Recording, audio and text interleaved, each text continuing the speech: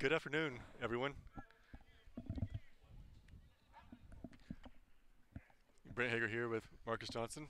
Mark is going to be doing a little bit of camera, and I'll be doing some play-by-play until Noel Mays gets here. He's running a few minutes behind, and fortunately, he's better at calling soccer games than we are. It's going to be an interesting one to say the least. As you know, USC Aiken comes in the game at 4-8-1 against a 7-6 Clayton State team. This is an important battle for conference rights going into the conference tournament coming up in a couple weeks. And it's also a very big day for USC Aiken. It's senior day. Yeah, so seniors looking to have one last good hurrah here at the Pacer Pit, and we will see what they are able to do.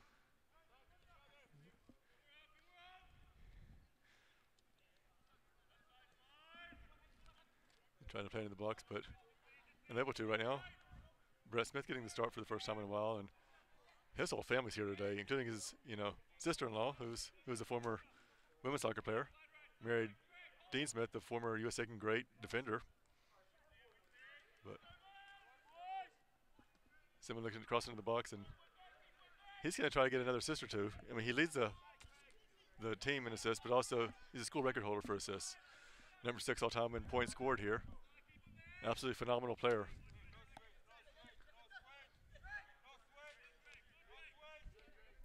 Clayton State under the direction of assistant coach, Coach Craven today, as their head coach is missing the contest due to a funeral, and our thoughts and prayers go out to him and his family today.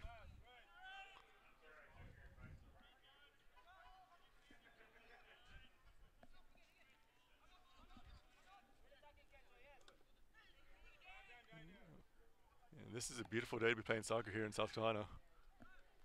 Yeah, absolutely wonderful weather. Not too hot and not too humid. And the sun somewhat partially obstructed by some clouds, but... And also your hat, probably. Oh, yeah, my hat. It's going to burn the top of my head, but it's okay. Yeah, it happens, though. It happens. It does. As Clayton State's going to look to attack. Pushing up. Looks like number 9. With the ball, Dean Foster. And I apologize, their number's a little bit harder for me to read today.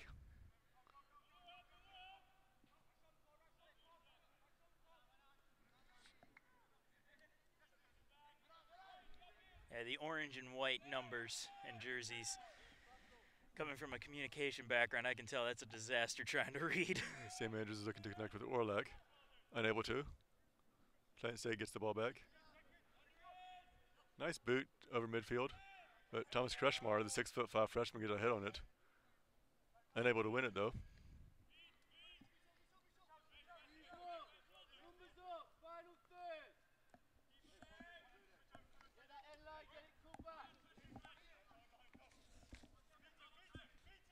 Nice move as they look and try to attack the box, and they play it through, but Chase Bolton, the redshirt senior, is able to snag it from Gilbert, Arizona. His parents are in the house today.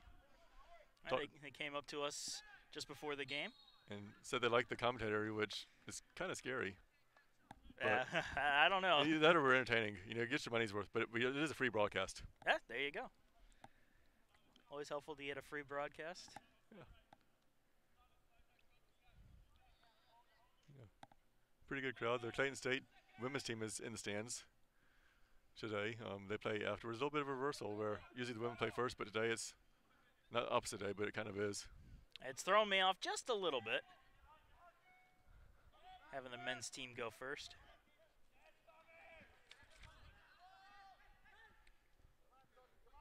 We do have Noel Mays getting ready to join the broadcast. He sends me a text, says I'm almost there, but hope he's not driving. As Andrews shoots and misses, and there's a pacer down right now. I can't tell who that is. Is that Orlak possibly? I'm not sure. They're going to stop the clock, and trainer's going to go on to the pitch. And while she does that, we'd like to thank Willie Jules, one of our great sponsors here in town. Also, South Carolina Education Lottery, because when you play the lottery, you're not only taking a chance, but you're also giving a chance. And lately, I've given a couple of chances.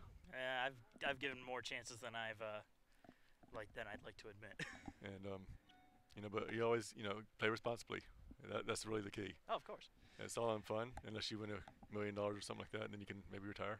Yeah, win $1 million, retire, and try not to rub it in too much to those of us who are who are less fortunate. Right, but Mike Stake and the concierge team, they're doing great with me. I mean, I'm looking to get a house here in town, and they've been phenomenal. I mean, for all those needs for people that are interested in buying something for themselves or possibly for the children who, it's almost cheaper to buy a house, let them rent out the rooms and live there for a few years and turn around and sell it in a couple of years and all. Well, after a while, the mortgage payments end up being better off than the rent payments. And especially if you have, say, like 4-bedroom house and you rent it out to 3 people, you're paying your mortgage and then some over a few years.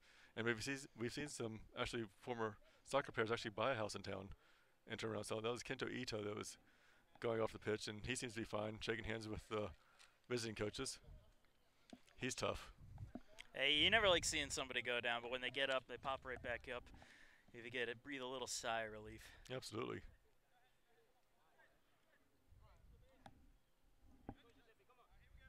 Seems to happen more often in soccer, but I kind of attribute that to the lack of padding. I mean, you take a foot to the bare body there. Absolutely. That's gonna sting for a little while. And I'm a wimp anyway, so. Hey, you said it, not me. In for the Pacers was number 5, Giuseppe Semenino. As Andre Simon steals the ball, looking to matriculate the ball down the pitch. Nice wording there. Over to Orlak, shot, and goal! Goal!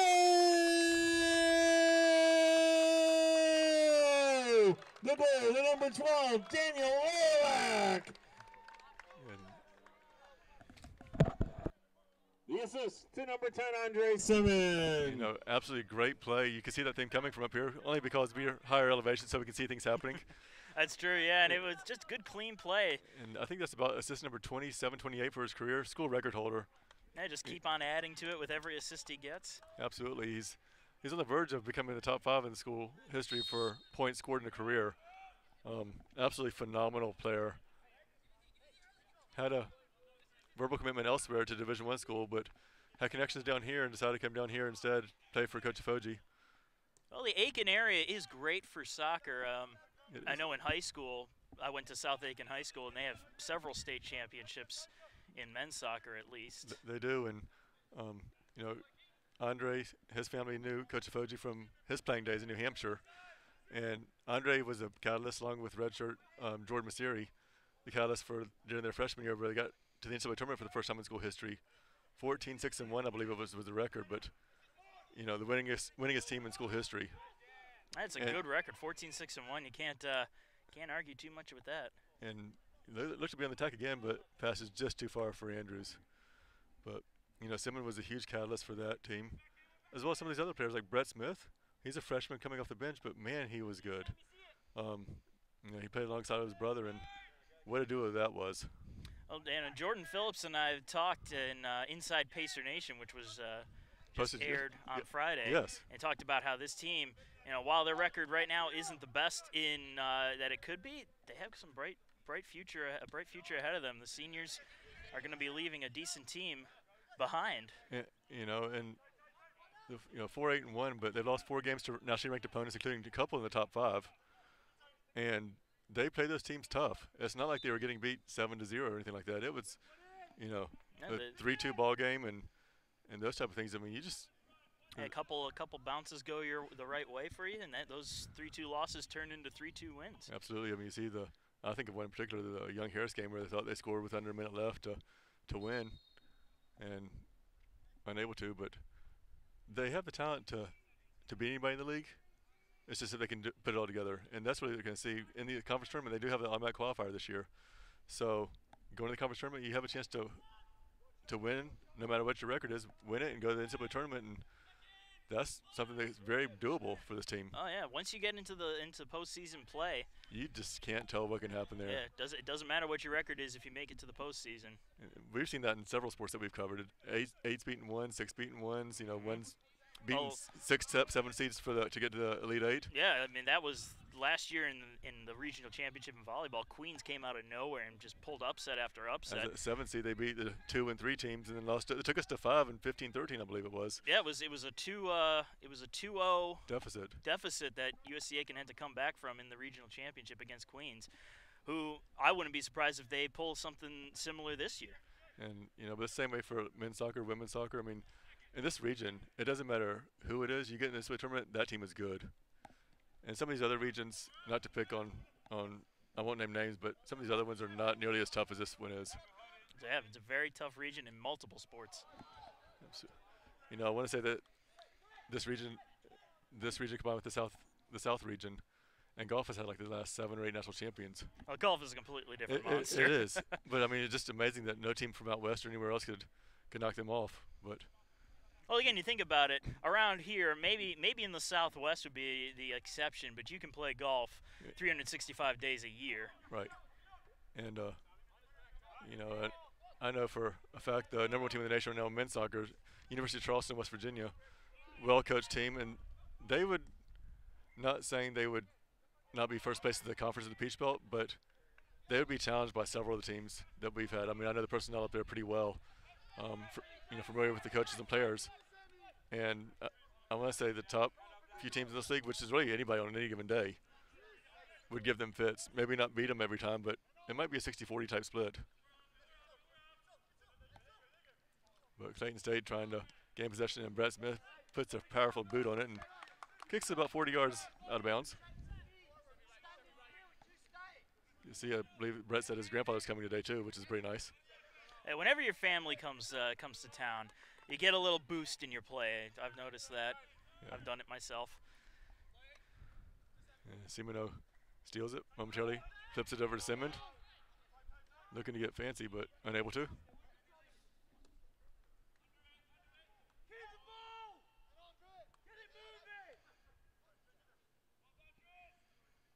And Driss Bearcat, he's been a good addition to the team this year.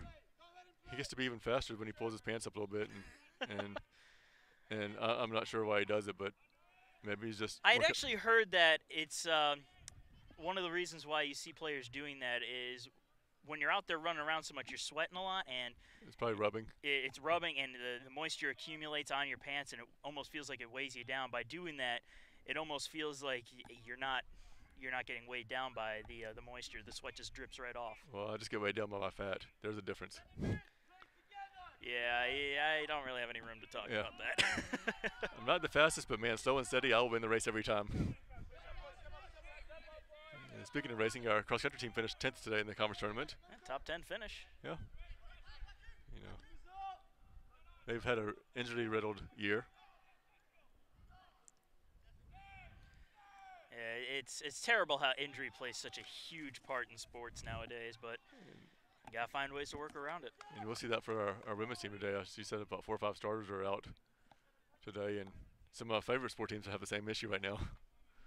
Yeah, I know the one you're talking about, which is why you didn't go out for dinner yesterday. Yeah. Well, that, and I got started watching a movie, but. You watching a movie? That's something I've never heard before.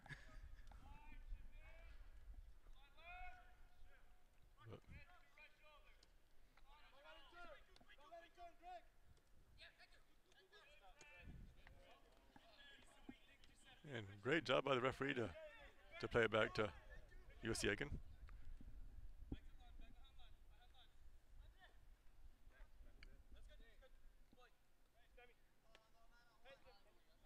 With Bennett throwing the ball in bounds about 30 yards. Referee says let him play, and Andrews nearly got tackled, but withstood the pressure as Orlight misses the ball, and Clayton State controls.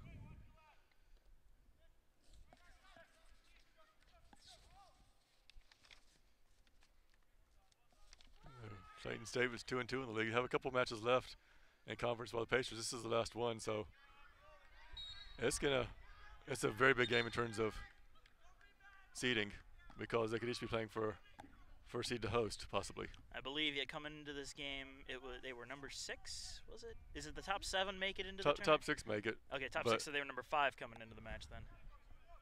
But if they get a point here at all, they should advance, and then you start looking at tiebreakers and possibly being able to host with multiple teams having 3 wins.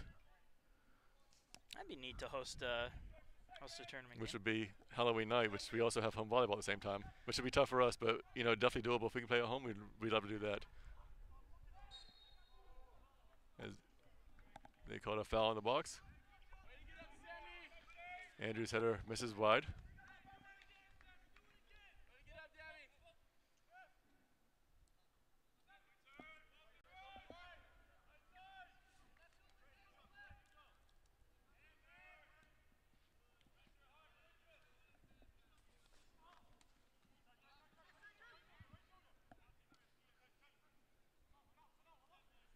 We are not nearly as much fun to broadcast as other people are sometimes. Well, it doesn't help when you're multitasking. Being a cameraman is tough enough. I mean, I'm doing everything I can just to see this soccer ball on this tiny little screen on the camera. We got 32 minutes left in the half. Pacers lead 1-0 on a quick goal. Pass from Andre Simmond. That was a good goal. I mean, just good clean play. You like seeing that. As Clayton State has a chance to equalize. Pacers batted around and Lakers recover.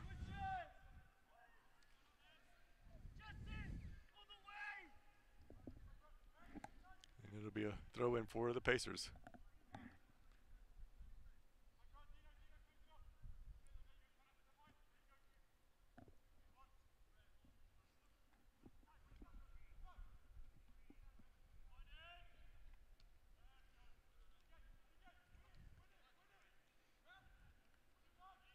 Brett Smith missing. Clayton State recovers. Trying to be a couple of defenders. It's Harmon on the far side. And it's going to be a corner kick for the visitors. And corner kicks, I always hold my breath on corner kicks because get the right bounces off the defenders or even your attackers. Change everything. Absolutely.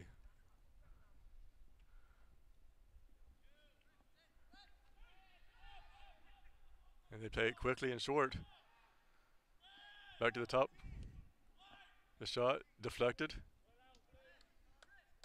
Great defense by USC Aiken, and Bennett hustling over to try to get it.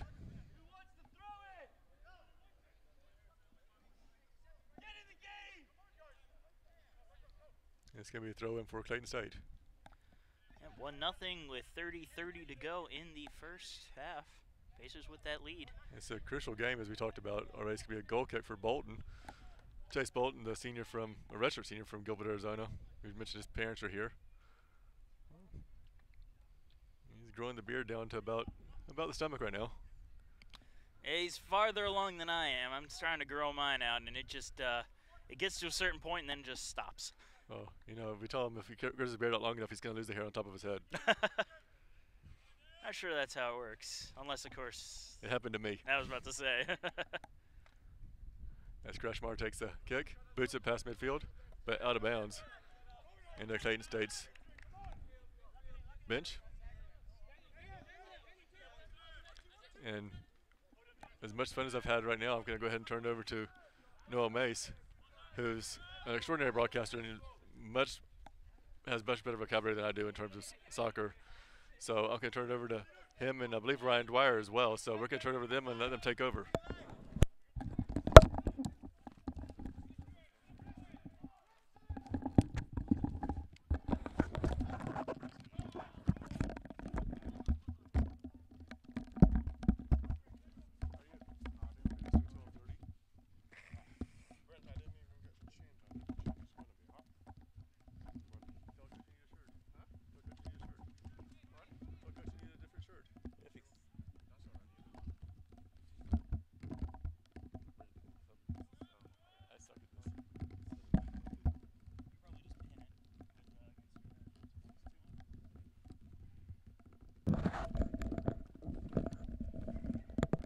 Good afternoon. It works, it's just you're not going to hear it.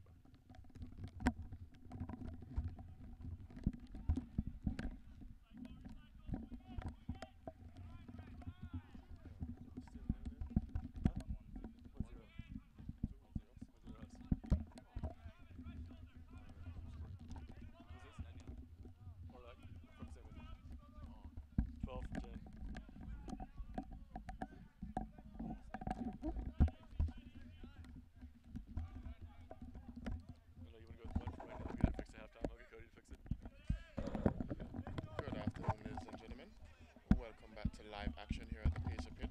As I'm joined here by Ryan Dwyer. We do appreciate the help by Mr. Hager and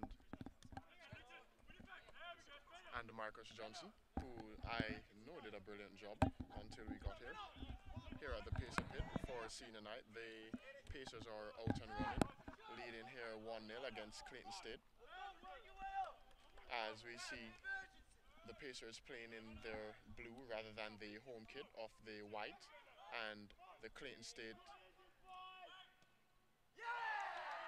and it's 1-1 here at the Pacer Pit, as we saw that brilliant combination play between the Clayton State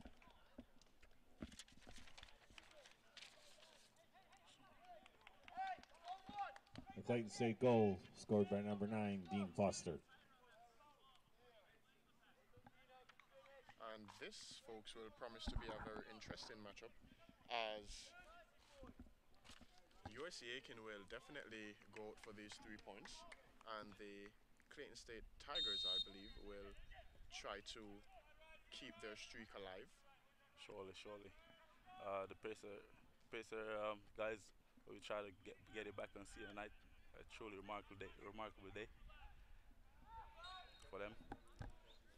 Yeah, this is the day where the team basically pays tribute to their seniors as they bid them farewell to the college program. And beautiful header there by Harrison. Ball whipped in and deflected there for a corner kick.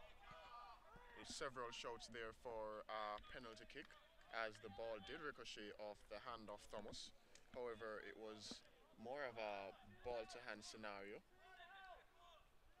We've seen that play several times, and we've seen where it has been given sometimes, and at other times it has not been given.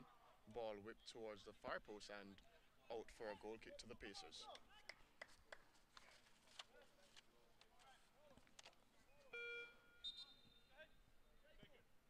Substituting in for Clayton State is number 7, Yuso Aliyah. On for the Pacers is number 9, Aaron Richard. And number 1, Leonardo Tarja. Substitute for the Pacers, number 9 in for number 19, Sammy the senior. Samuel Andrews, is that correct? No. Yeah, that is correct. And in comes Aaron, a very skillful player. The number 9 of the team. We have seen where he has proved to be a very dangerous player in the final third of the team for the opponents. Yes, very skillful, very good with his feet.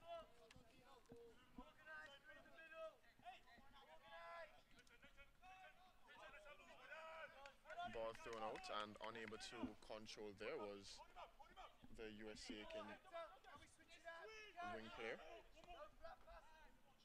And this team seems to be, the game seems to be a little unsettled. Clayton State trying to settle it down a little and string a few passes here and there. Surely the Pacers trying to keep their shape. I'm sure Coach Ike is a little bit more pleased with that after that first goal by Clayton State.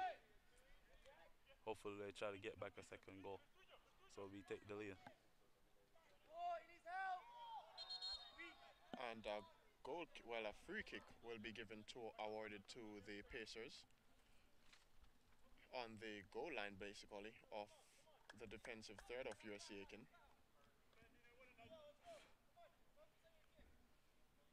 There we saw Clayton State pinging the ball around and finally stringing that penetrative pass to their number 9, who seems to be a very skillful individual. Well, substitution there by the Pacers. Number 1, Chase Bolton. Out and in is the Pacers, Leonardo Targia from Milano, Italy.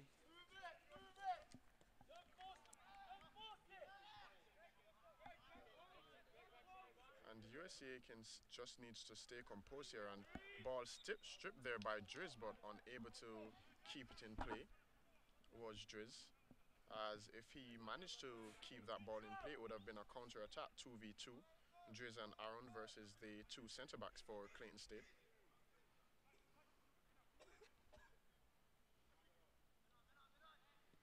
Ball whipped in, not the best pass, but eventually finding the feet of a Clayton State player.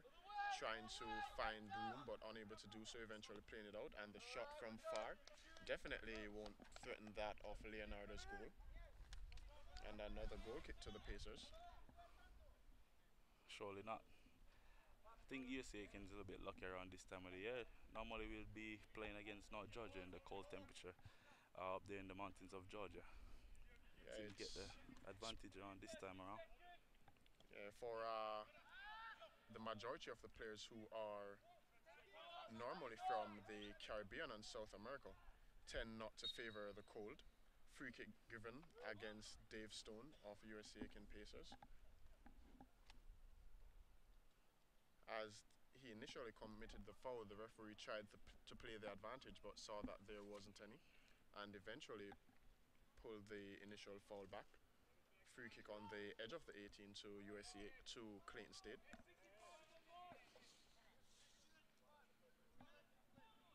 And it's Clayton State Lakers. I do apologize as I said Tigers earlier, but it's actually the Clayton State Lakers.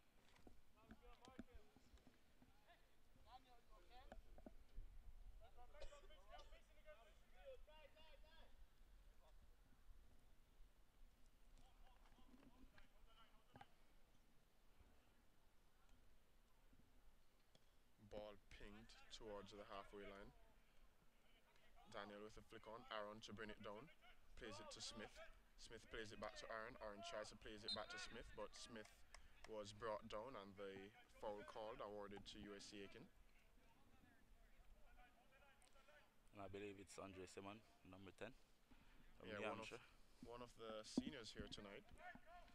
Both himself, Andre Simmons, Chris Perez, Dave Stone, and Brett Smith, along with Driz, are all the seniors that are on the field.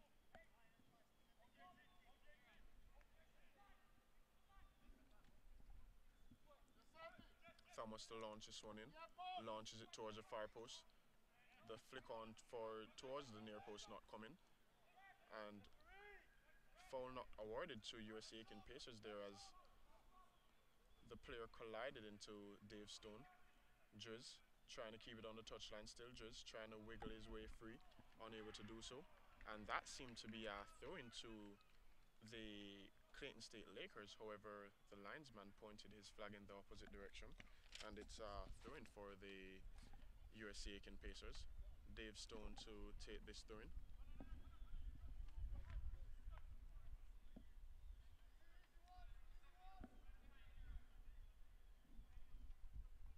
Long throwing into the penalty box. Flick on by Deflected the out. Pacers. Daniel does well to maintain control of the ball, and Dave Stone eventually committing a foul. Free kick towards the Clayton State Lakers.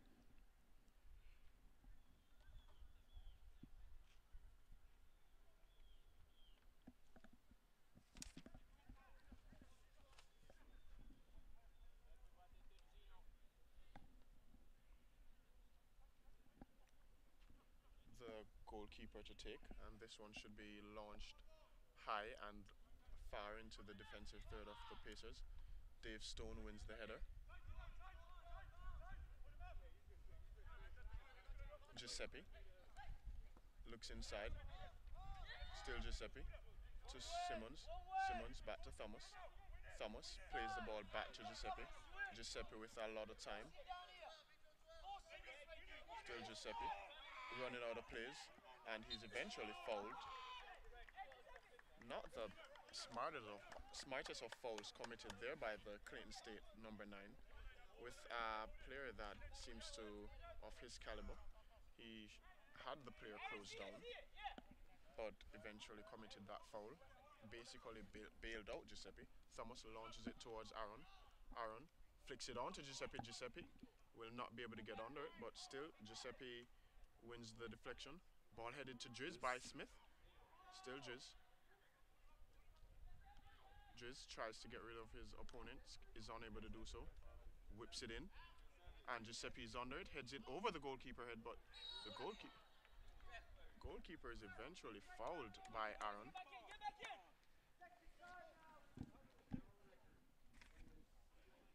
And that's a tricky situation there, folks, as the referee at all time has to protect the goalkeeper. However, the ball was never in the hands of the goalkeeper, but the referee awarded the free kick towards the Lakers.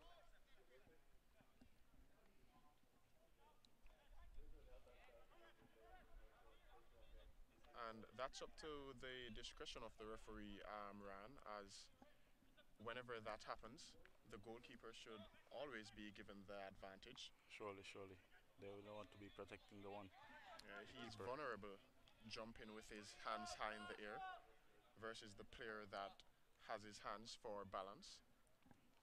Yeah, 90% of the times the keepers are the ones that get the call. So, no surprise there. The Lakers got the advantage. Yeah, we heard that being called both ways by both teams. However, we do understand why the referee accepted the or made the decision that he decided to make. Brett Smith in the middle of the park plays it to Simmons. Simmons plays it back.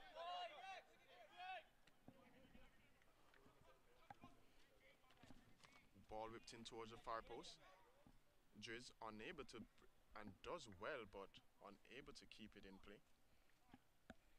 And Oliark and Simmons had a few combination plays there in the middle of the park. Well done by them both. And Surely. eventually the ball was whipped in.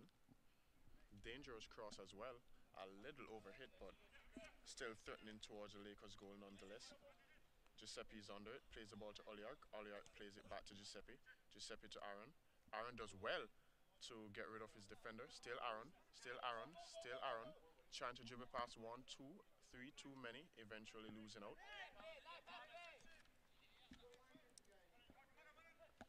Number 17 turns in the middle of the park against Simmons. And he will be brought down eventually by Thomas.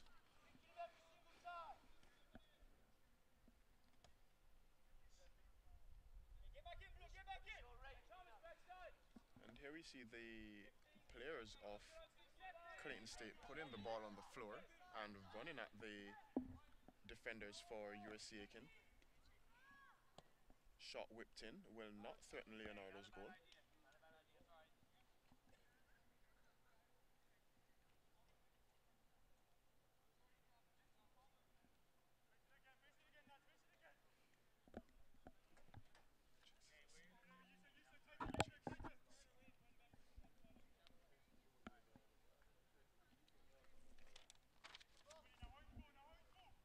Ball launched by Leonardo. Header challenge by Andre Simmons. Eventually losing out on the header to both Clayton State defenders in that challenge. Greg in for the header, but ball played to Giuseppe by Thomas. And then Greg will play the ball to Orlak in the middle. Orlak eventually plays it to Aaron. Ball launched over by the Clayton State keeper, and we go for a throw-in. And the linesman there with a brilliant control. I'm sure that if all 22 players on the field right now was to receive that very same ball, they wouldn't have brought it down as well as the linesman just did. Surely. That's probably one of the highlights of the first half. That is definitely one of the highlights, as both teams, as well as the spectators, applauded for that move by the linesman, that brilliant control.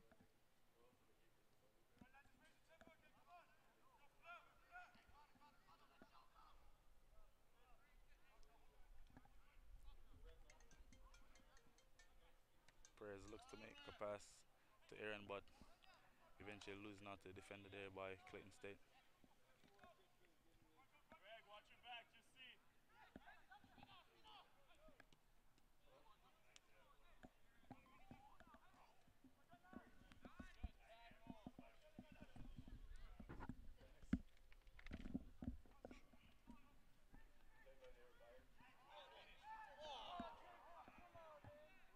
Andre with nice footwork there. Ball played into Brett, and Brett looks to shoot. And that one was dipping, ladies and gentlemen.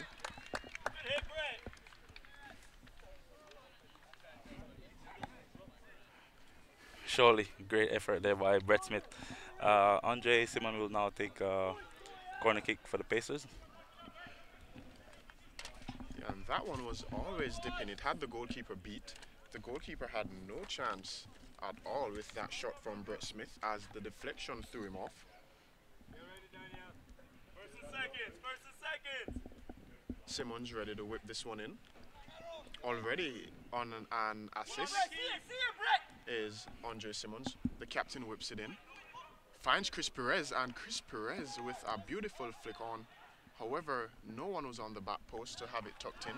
Dave Stone on the halfway line. Looks up, looks for a man in blue. Unable to pick one out. Eventually tries to launch it back into the middle of the park, and it's deflected for a throw-in on the far side for USC Aiken. And this is a pretty interesting game by both the USC Aiken Pacers and the Clayton State Lakers. And a foul on Driz on the far side of the field. I suspect that Driz or Simmons will be whipping this one in. Simmons to whip it in towards it, and Simmons steps away, so it will be Driz that will be curling it in From the with right that side, surely. prolific left foot of his. We've seen him score a few brilliant goals since the beginning of the season. That's for sure, that's for sure. He definitely showed his strength all season, very fit player, showing his stamina and ability to take on players down on the right-hand side. Yeah, he definitely keeps running. Whipped in by Driz, and the keeper takes it down, and the foul is called against the USC Aiken, but it was actually a player in orange that collided with the goalkeeper. But as I said, it's always fair to protect the goalkeeper at all costs. So upset is the players in blue of USC Aiken, and rightfully so. However, the referee has to protect the man between the pipes. There we see Driz, the fit player that you mentioned earlier, as he definitely keeps running. One would think that he trains with Mo Farah. Header won by Dave Stone, flicked on by Simmons, back to Simmons, and the ball eventually missing out. Beautiful tackle there on Brett Smith in the middle of the park. And Thomas does brilliant to intercept. Aaron takes it down, and still Aaron, and he eventually loses out as he was crowded by several players in the middle of the park. Isolated there was Aaron, as he's the lone forward for USC Aiken. Oliart to apply pressure, ball switched to the far side. Dave Stone to give chase, ball tried to be whipped in. Perez does well to get rid of it. Simmons plays it on, but eventually the ball is at the feet of the Clayton State Lakers. Dave Stone with a brilliant interception, and Driz, and very comfortable play there for the Clayton State Lakers. It's pretty odd that pressure wasn't applied by USC Aiken, and now they're able to play the ball out and attack. Beautifully done by Oliart, but the number 9, very brilliant to stay on the ball and keep it at his feet. A routine save there by the USC Aiken men's goalkeeper, Leonardo Targia. Yeah, he has been emphatic between the pipes, Surely. pulling off some brilliant saves in the last game played by the USC Aiken Pacers. Both him and the opponent and the opposing goalkeeper were pretty brilliant between the sticks. Simmons does well, dribbles past 1, dribbles past 2, whips it in beautifully towards the back post. Giuseppe unable to get there, still Giuseppe, and Giuseppe colliding out the Pacers. Ball whipped in by, and it's a corner kick. Giuseppe did brilliant there, showing his strength, as he's a very physical player, well built. Don't normally uses his size as well as he should, but a while ago we see him using his body to get the better of his opponents.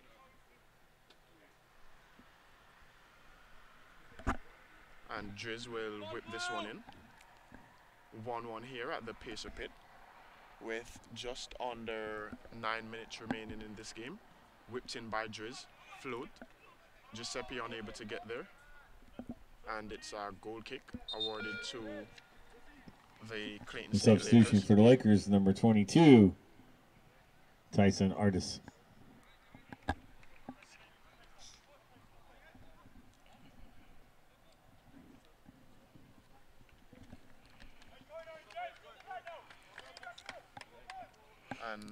ladies and gentlemen, the Clayton State Lakers just making a sub, and then the Pacers will be making a double sub as well. Yes, Pacers will be making a substitution for Chuck Willie Apogo. And also number 29,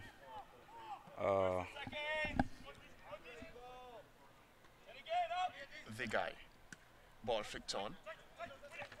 Giuseppe did well. There we see the number 15 of the Pair of Lakers. substitutions for the Pacers. Number 29, Irvin Rodriguez, and number 15, Chuck Capugo. And Rodriguez and Chuck are now in. surely Rodriguez is the name. That's the name I was looking for. And Giuseppe definitely did his fair share. A few minutes ago, and now it's time for Rodriguez to pick up the mantle and continue where he left off. And we all know that Chuck is a very physical player. At the top, ball floated in by Simmons to Rodriguez, and almost immediately making an impact in this game. Brilliant ball by Simmons. And a brilliant effort. Thomas does well. Still Thomas. And well done there by Thomas. Got the crowd on their feet just now. To Oliark. Oliark does well. Turns in the middle part to Simmons. Simmons controls. Plays a beautiful ball to Chuck. Chuck crowded out. And eventually the Lakers will break. And Thomas has been brilliant since the start of this game. He has been Pair of very substitutes for Clayton State. disruptive. First one, number 70, Kevin Odekori. And wearing number 21, but 26 on your roster, Tristan Scheidel.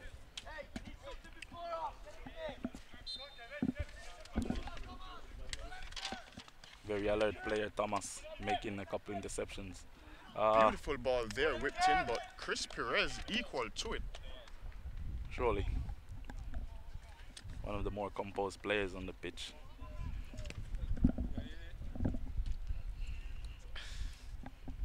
And there we see Sir Eugene, as myself and Ryan are littering, not on purpose, as the papers blew off, and Sir Eugene came to the rescue as he always does.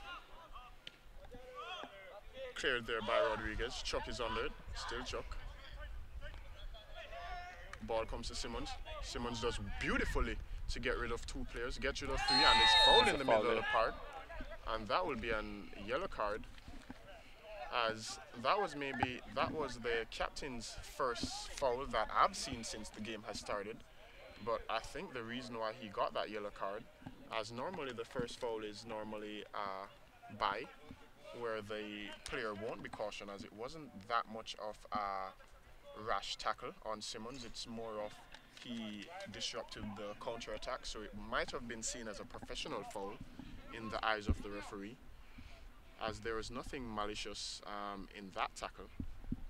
But the yellow card was given nonetheless. Surely it's a warning. Thomas floats this one towards the back post towards Driz. Driz tries to flick on, but is beaten to it. Simmons plays it wide to Stone.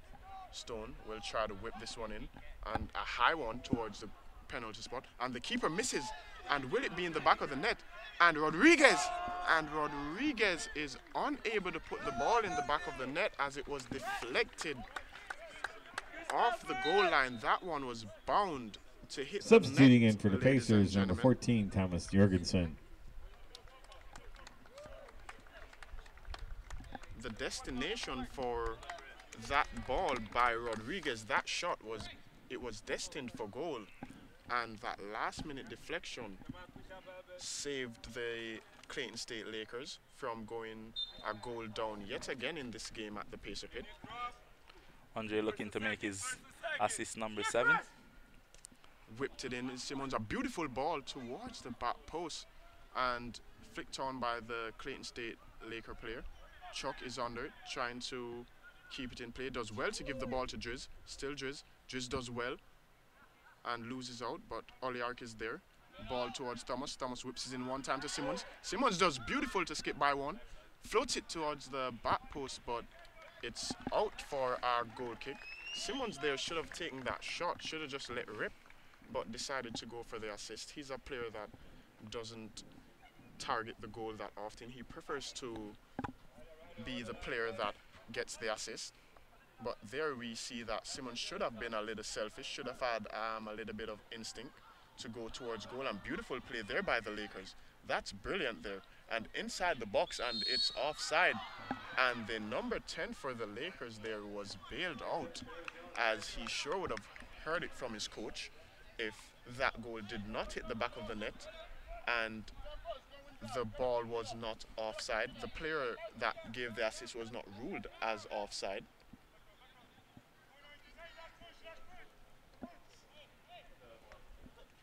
Playing well there is the attacking unit for the Pacers as well as the attacking unit for the Clayton State Lakers. Simmons under it, didn't get a flick on, but it went forward nonetheless. Oliark plays the ball to Simmons.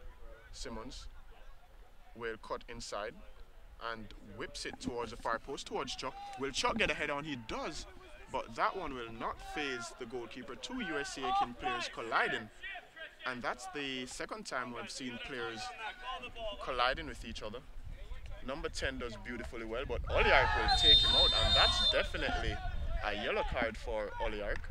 The same thing with the number 5, the captain of the Clayton State Lakers. Nothing malicious in that tackle. However, he sure disrupted the counter-attack, and that's seen as a professional foul, and the yellow card has to be given there towards Oliark. Absolutely. That was a really uncalled for tackle right there by Oliark. Nevertheless, he get a yellow card warning. He surely won't put in another one like that for the rest of the game. Yeah, that was a tackle. That was more of a yellow card than the one that the Clayton State captain received. But that one by Oliark, it's where it's a hit or miss. He committed, and if he didn't take the player out, then he would have been in on goal. Cleared by Thomas again. Ball whipped towards the far post. Rodriguez does well to shield that one out as he, well, the ball stays in play. Rodriguez plays the ball to Thomas, and the counter attack is on. Tommy, still Tommy. It's Tommy, plays the ball to Simmons. Still Simmons will try to cut in on his right, but the player doesn't allow him to do that. Simmons there being read well by the defender. Beautiful try there, but the ball was deflected. Simmons there should have just brought the on Stone with a heavy touch, but Tommy will bail him out and loses out actually. And a few bad passes by both the Clayton State Pacers and the Lakers. And Simmons will take it down. Will he shoot? And that shot is always high and wide. And several bad passes there in the game, something we have not seen in a while by both teams. Both teams making a few bad passes there. And none of the teams were able to capitalize on the mistakes made by their opponents. Clayton State to play this one short, and they'll break from their back line. Ball floated towards the far side of the field.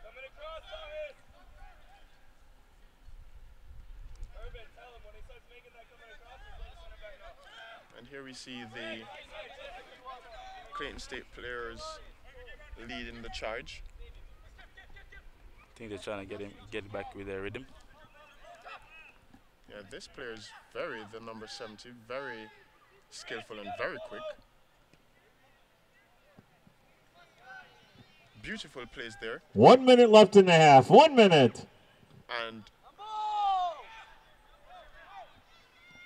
the ball will eventually be skied high over the goal frame of Leonardo.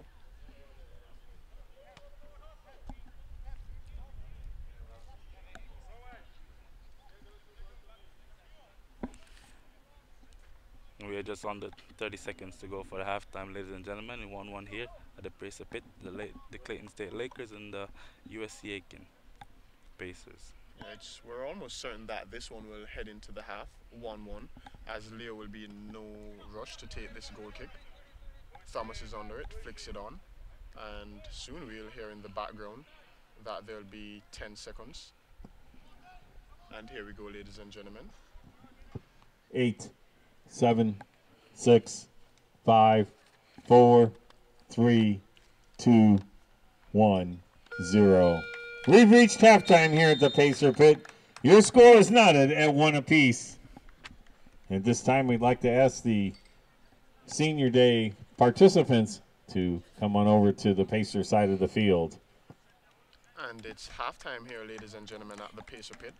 Both teams are very equally matched, as USC Aiken is definitely showing out today. They brought their A game, and I'm sure that Clayton State did the same, as their attacking unit is pretty impressive, but the defensive unit of USC Aiken is equally impressive, as Thomas is definitely, for a freshman, I believe, he's leading the charge in the backline of that team, playing very well, disrupting all the plays, and then also disrupting the plays is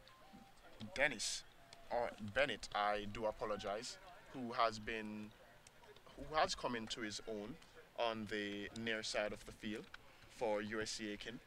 And then the attacking unit of Simmons with Chuck and Aaron is always dangerous, and the ever-fit Driz. But here it's halftime, so we will see you in the next 15 minutes, ladies and gentlemen. Stay tuned to your TV set, and we'll be right back.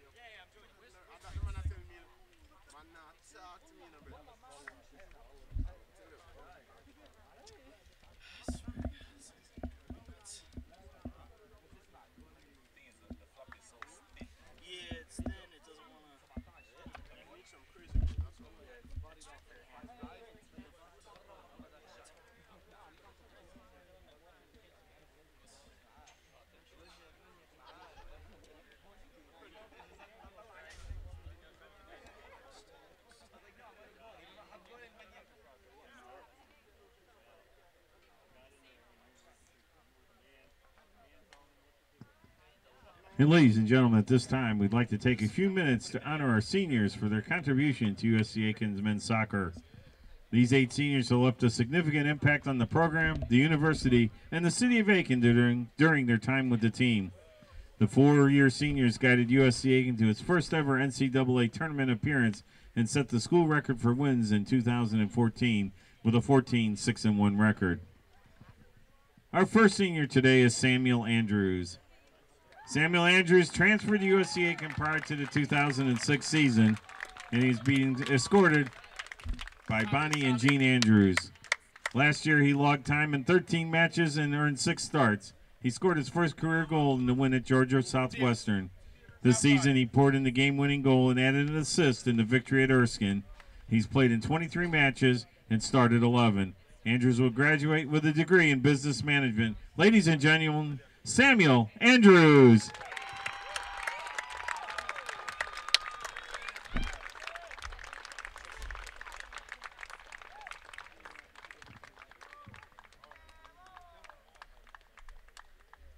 Driss Barakat transferred to USC Aiken prior to the 2017 season.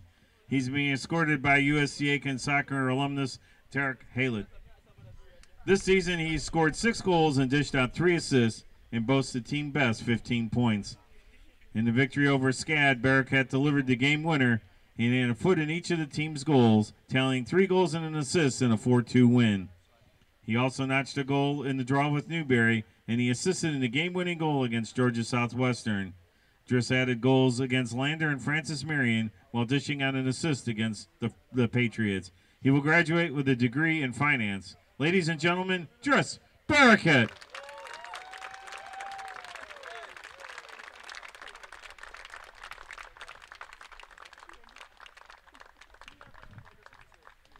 Chase Bolton transferred to USC Aiken prior to the 2015 season. He is being escorted by Chris and Tina Bolton. In 2015, he saw time in 5 matches and earned 3 starts. He accounted for 13 saves on the year, including a season-high 5 in the win over Clayton State.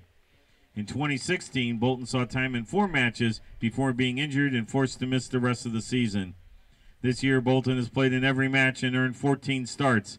After posting shutout wins over Erskine and Georgia Southwestern, he was tabbed the Peach Belt Conference Goalkeeper of the Week. He will graduate with a degree in biology. Ladies and gentlemen, Chase Bolton.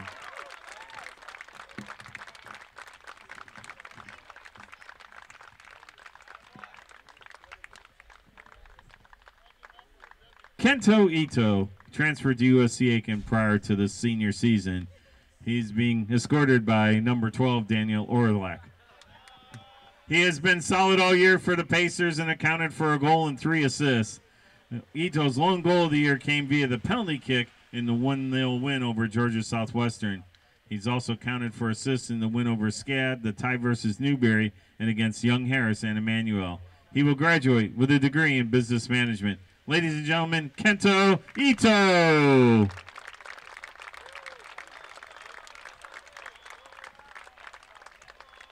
Chris Perez has been a solid contributor at USC Aiken. He's being escorted by Edward and Victoria. He has played in 17 matches as a freshman, logging 8 starts. He helped the Pacers record 4 shutouts. As a sophomore, he guided the defense to 1 shutout, 5 wins, and a tie on the year.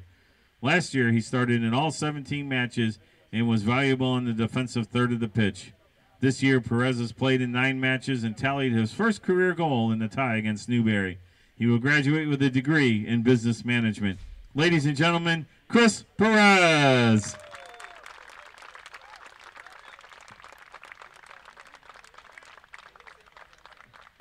Andre Simon has been a 4-year starter for USC Aiken. He's being escorted by his mother, Michelle, his father, Carlton, and Caitlin Armstrong.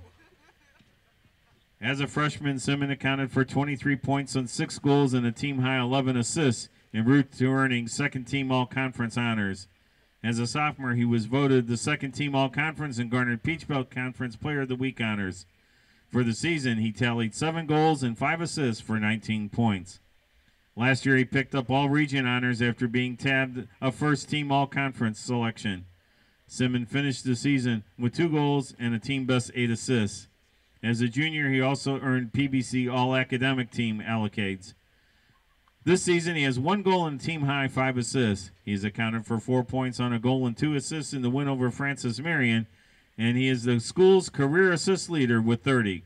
His 16 goals give him 62 points, which puts him 6th on the career scoring chart, and he will graduate with a degree in psychology. Ladies and gentlemen, Andre Simon.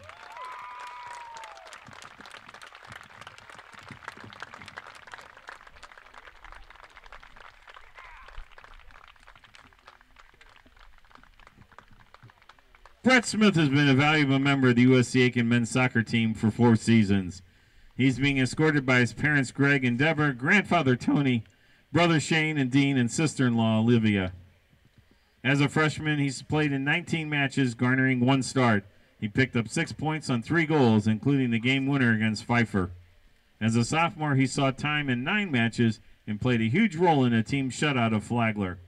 Last season, Smith played in 16 matches and earned 13 starts, had a strong defensive effort in the victory over Montevello on senior day, and helped USC Aiken in a berth into the Peach Belt Conference tournament.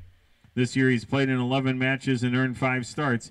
He picked up his first career assist in the win over SCAD, and Brett will graduate with a degree in chemistry. Ladies and gentlemen, Brett Smith.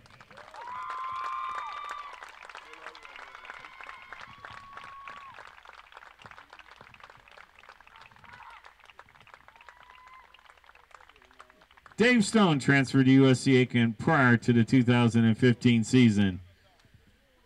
He is being escorted by a group of friends. As a junior, Stone helped USC Aiken to a pair of shutouts and played a large role in 5 victories. This season, he's played a career-high 11 matches, and he picked up his first career shot in the win over SCAD. He has been a large part in 4 wins for head coach Ikafoji. Ladies and gentlemen, Dave Stone.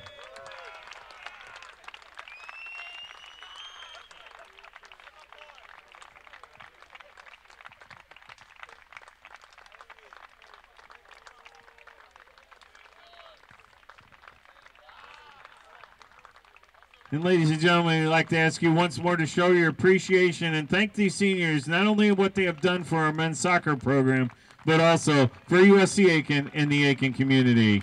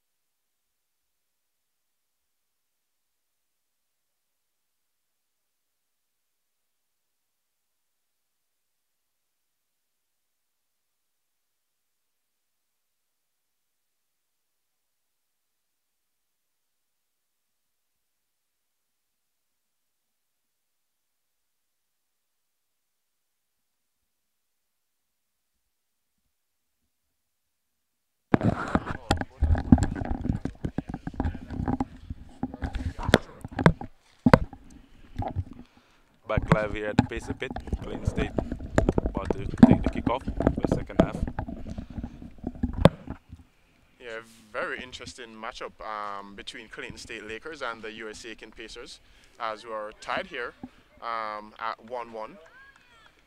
No one having an advantage coming into the last 45 minutes, or possibly a little bit more, depending on how the match develops.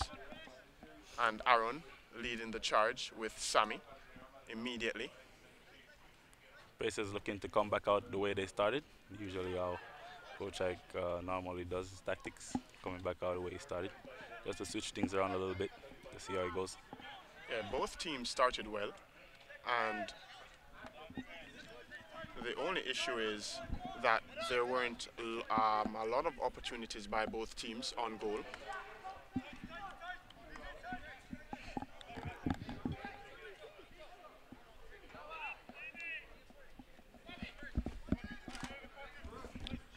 Long through.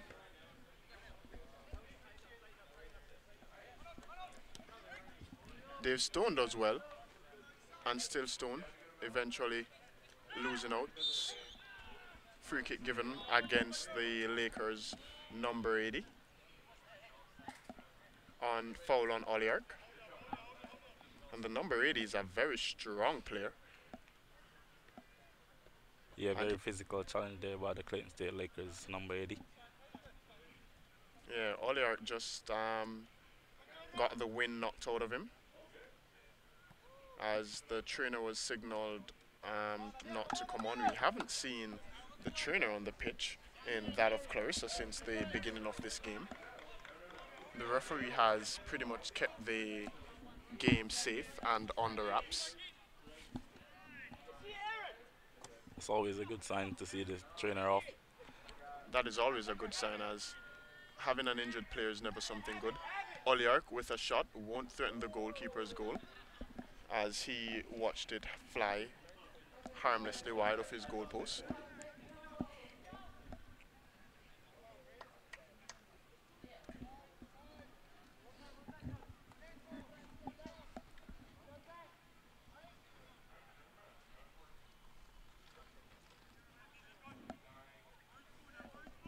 And as usual, Coach Ike starting with all his seniors like he usually does. Aito strips the ball from the Lakers, but given right back to them. Then they initially give it up. Well done there by Simmons, playing the ball to Sammy. Sammy turns. Should have played the ball straight to Aito, but instead loosed out. Sue and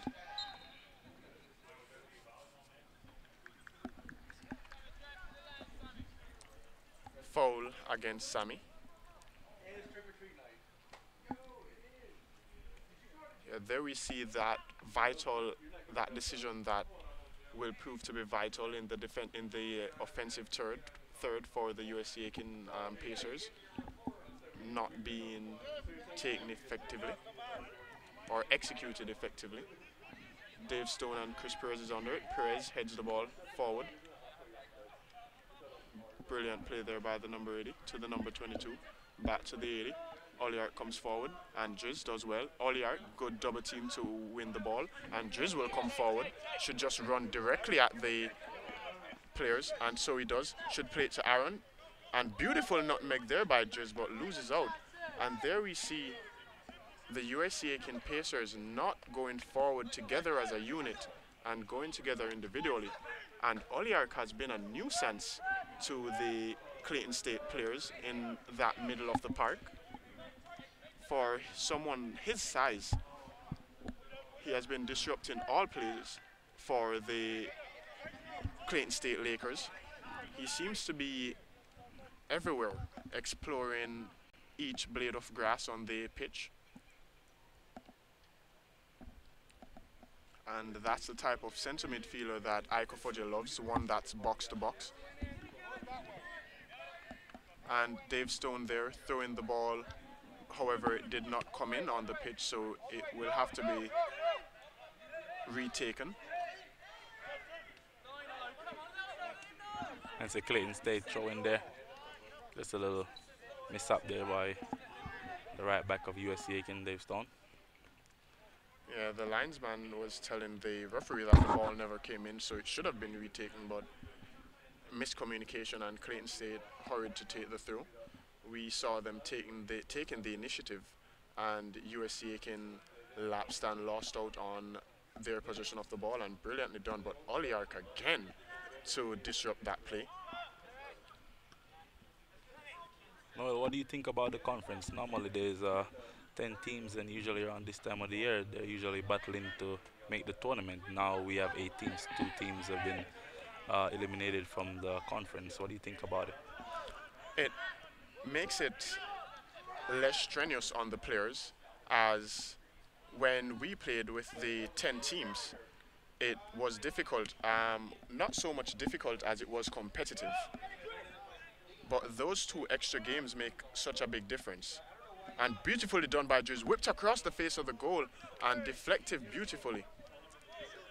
But it's easier for the players in this time, and in this time, beautiful ball there by Stone to Drews, having the ball played out.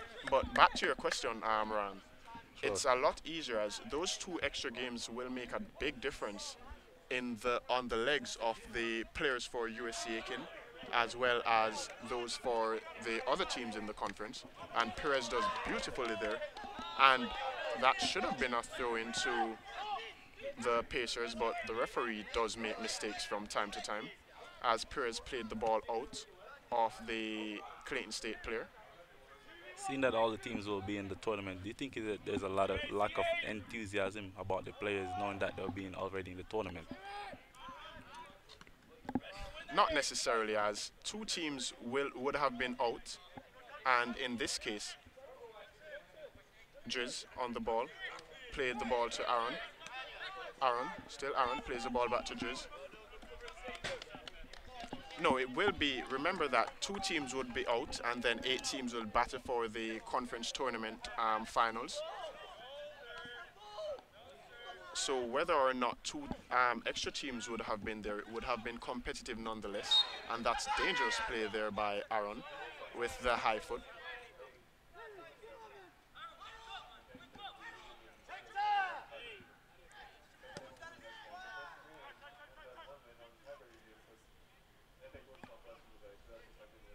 Surely the top 4 is always an advantage because they get to play at home. Yeah, I don't think that it would really affect the conference tournament. And there we see the youngster trying to take a whack at the ball. I'm sure that he'll develop into a fine soccer player.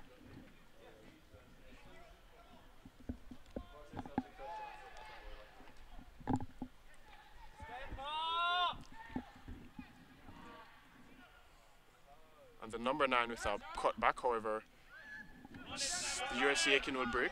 And Sammy goes by his defender. Still Sammy. And Sammy, the ball is deflected off Sammy and will go out.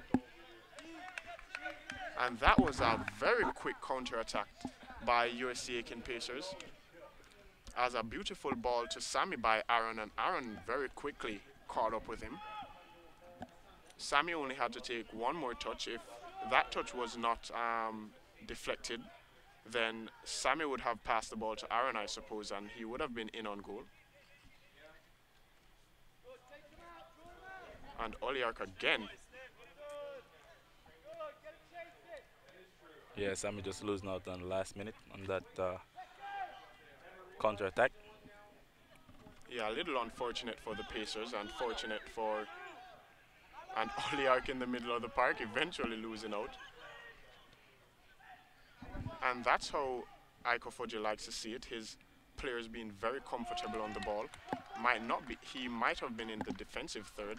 Dangerous place to lose the ball. However, he seems to be coming into his own as the season dwindles down towards the end. And Clayton State should whip it to the far post, and Simmons does well to intercept that pass, plays it to Sammy. Sammy to Oliark. And Oliark did not actually receive the pass, not the best pass there by Sammy. Ball floated to the far post. and it will be over everyone's head, but the number 80 will be able to keep it in, but he is offside. And what are your thoughts on the question that you put forward, Ryan, in regards to two less teams? As I believe that it's Pembroke and Montevallo who has dropped out Surely. of the PBC. Yes, I don't think it's a big difference, but I really think the players usually battle it out, especially the players in the last team. Usually the 8th and 9th place team usually fight for the position to be in the tournament. So at this time, I think having 8 teams in the tournament, it's everybody gonna fight for the place in the tournament because it's football, you know. But of course, there's a little less competition having 2 less teams in the conference for sure.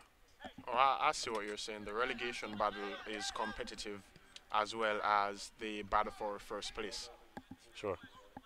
And I must say I do agree with that. And beautiful ball there, intercepted by Thomas and eventually skied high.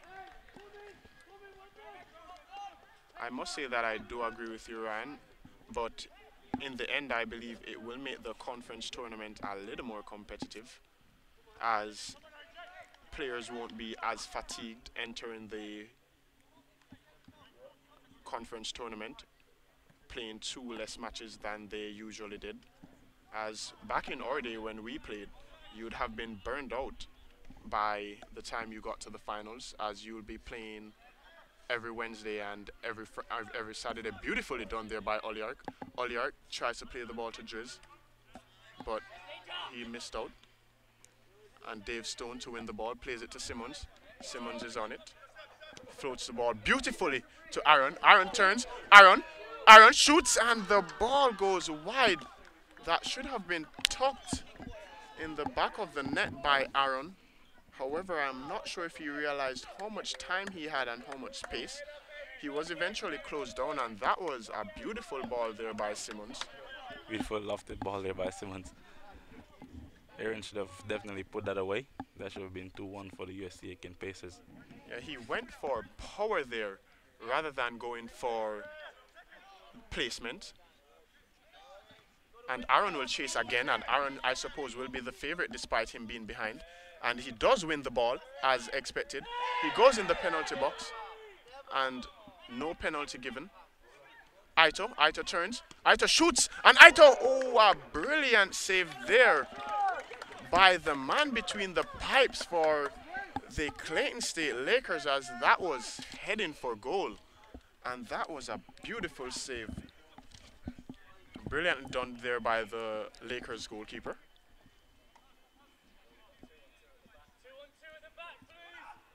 Driz floats it in.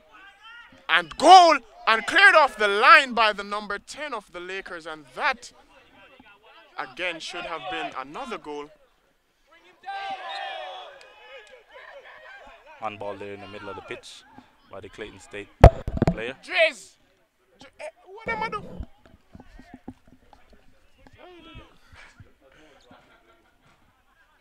Well done by Brett Smith.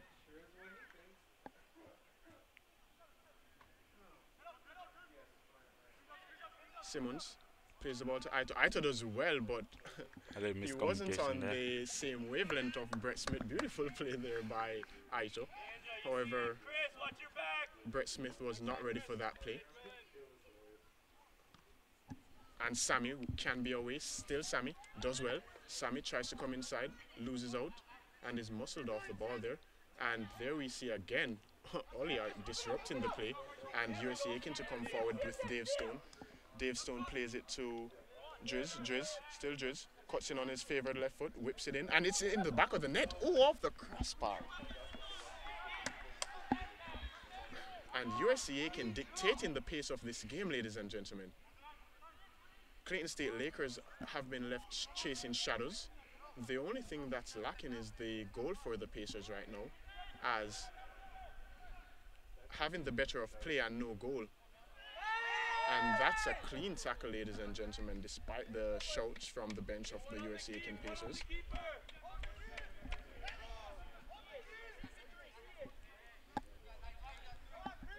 And USC Aiken Pacers have been attacking the goal of the Lakers relentlessly. However, they have been unable to capitalize on any opportunity so far. And at the end of the day, ladies and gentlemen, it's the goals that count. So the ball needs to cross that line and go between the pipes of the Lakers. Simmons to whip it in. Whipped in beautifully. And the goalkeeper catches it perfectly on the second try. And Thomas will do beautifully. And Thomas with a beautiful tackle there. Dave Stone plays the ball to Aaron. Aaron muscled off the ball, but illegally done, says the referee. And Simmons and Driz will be over this one. Whether it will be the favored right or the favored left, and it seems to be the favored left foot that will take the strike. Absolutely, normally the left-footed players normally take the ball from the right side to kick free kicks. So no surprise there, giving Driz Barkett the option to take the free kick there. Exactly. If Driz could put this one on the far side of the 6-yard box, then the only alternate the players will have is to head it and build, well, a little bit too close to the goalkeeper. If that one was a little further away, then there would have been, the goalkeeper would have been in trouble, and Oliark again to disrupt play for the Lakers. And Chris Perez does well, turns, gives the ball to Oliark. And I believe that was the issue that Aiko Foji had with that of Oliark and Simmons. Both like to go forward. However, I think that Oliark understands his role a lot better and has been doing brilliantly since the start of this game. Doing very well to disrupt all the plays. He reminds me of the senior that actually came for senior night during my time, that of Nader Faki. Very disciplined player. He would never leave the center of the park. And Dave Stone tried to win it but muscled off. Dave Stone to come back and does beautifully to try and win the ball, but the number 17 will drive forward still. And foul called against Driz and Simmons. Free kick towards the Lakers.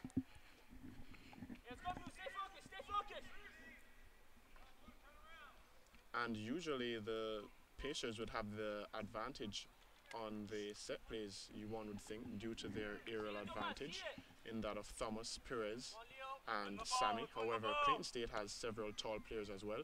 Ball whipped in towards the far post, and the defender for Clayton State in number 65 was by himself in acres of space. He got a free header on goal. Here we see where USC Aiken were unable to capitalize on the opportunities they've gotten, and the way how football works is you don't capitalize, the other team will get a chance. And there we see Thomas trying to pass this ball out, but not to a man in blue. Luckily for him, he was bailed out by his defender and captain Brett Smith.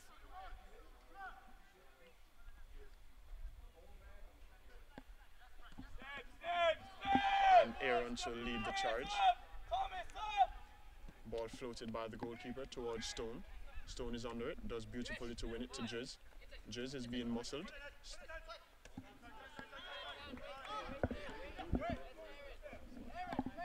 And Driz is not the type of player to go down easily, as shown there, as he was pushed, one would say unfairly. However, he wasn't pushed hard enough. So, and beautifully done there by Brett Smith, but ran out of room.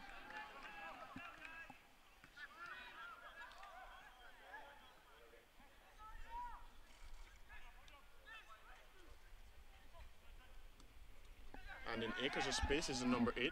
Tried to pick a pass, but Chris Perez is there. And Driz does well. Still Driz. And Driz not using his help. And there we see Driz trying to stay on his feet. And when you do that and don't go down, the referee most times won't read the foul. Substituting in is number 70, Kevin Otakor.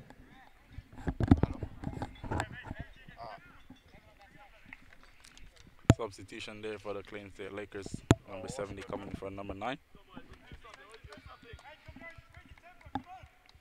And there'll be a goal kick for the USC Aiken Pacers by Leonardo Targuilla.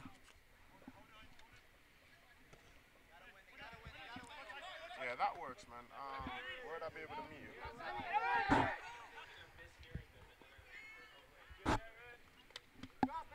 Alright, Aaron trying to get the better of the defender there with the Clayton State, let you meet up with for one but eventually losing out.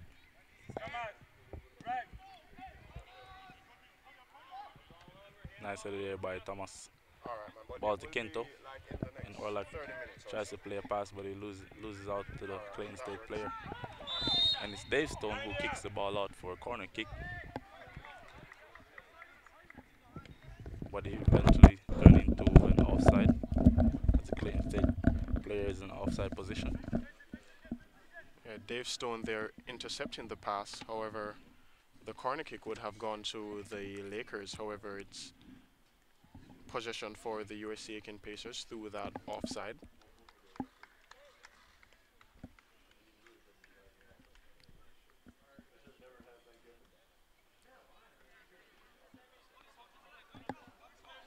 Just under 24 minutes to go, and it's still 1-1 here at the Pacer Pit.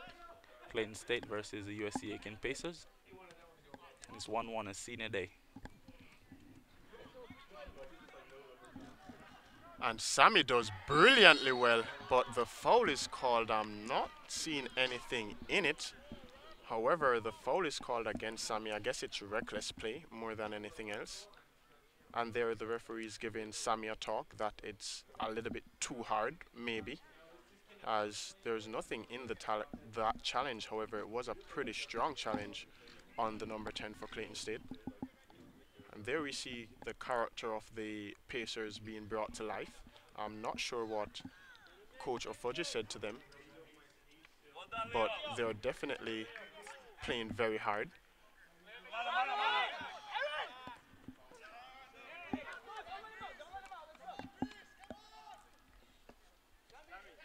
Not sure what happened there, but Josh Barkett tried to play a ball to Aaron, but eventually missed out on that opportunity. Ball taken into position by the Clayton State Lakers. Now it's a throw-in. The substitute coming on the field for the Lakers is number 7, Juso Olia. And not something I've seen all game, as the opponents got the better of Oliark on that play. And Thomas does well. Played the ball over into the woods.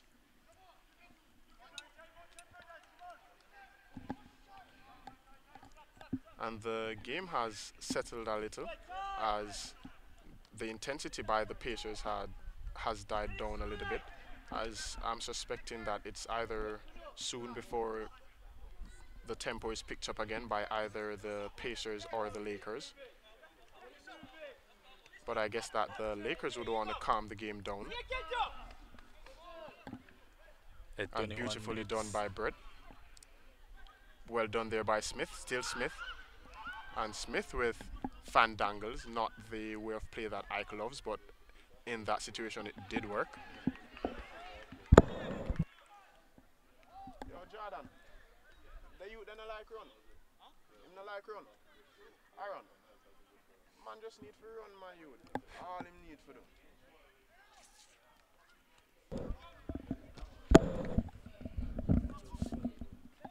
Simmons in the middle of the park. Plays it to Aito. To Sammy. And then Aaron, is he offside? No, he's not. Flag stays down. Still Aaron, very skillful player. And the ball will fall to Driz, but on his unfavored foot. And he does get it on his left, whips it in, and should have passed the ball towards the penalty spot. However, he decided to go for goal himself. Always going high and wide there by just Barkett. And those are the chances that the USC Aiken Pacers need to capitalize on, as they're coming but not going in between the pipes.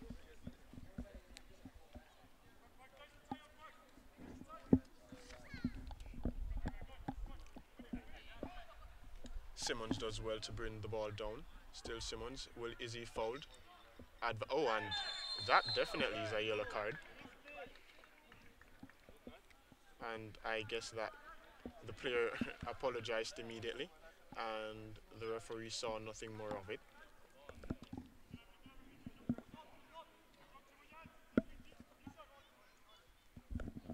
Thomas to launch this one from the back.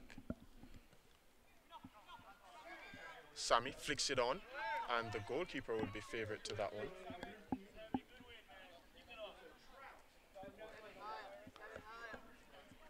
Player getting the luckier side of not receiving the yellow card for that challenge. Normally around this time of the year, well, players usually accumulate a bunch of cards which usually affect them around tournament time.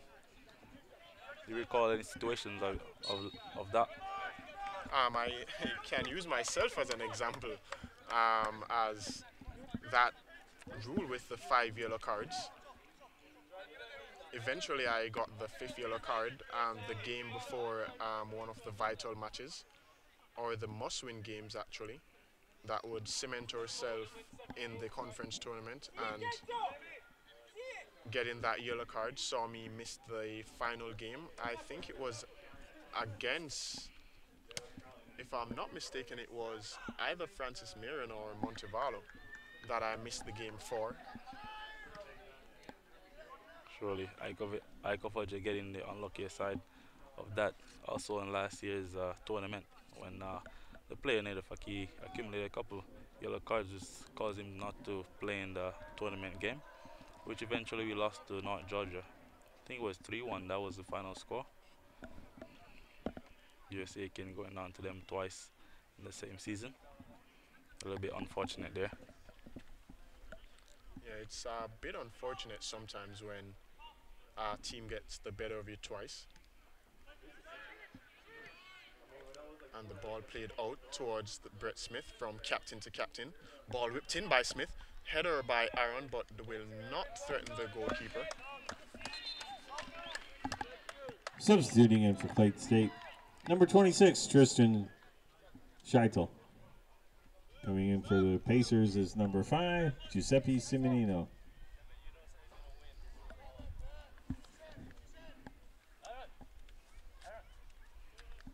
Also in for the Pacers, number 15, Chuck Apugo. Pacers with a double substitution there. Chocapugo in for Aaron.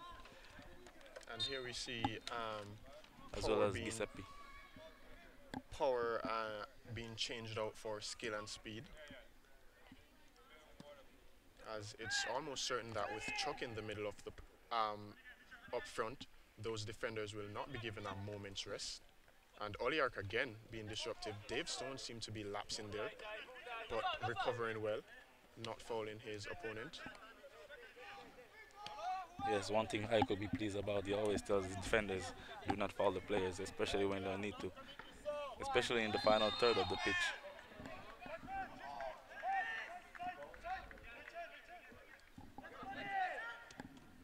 Oliark does well. Well done by Oliark. Still Oliark plays the ball over.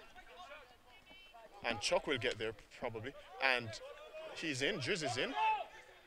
Needs to get the ball off his foot. Well done there.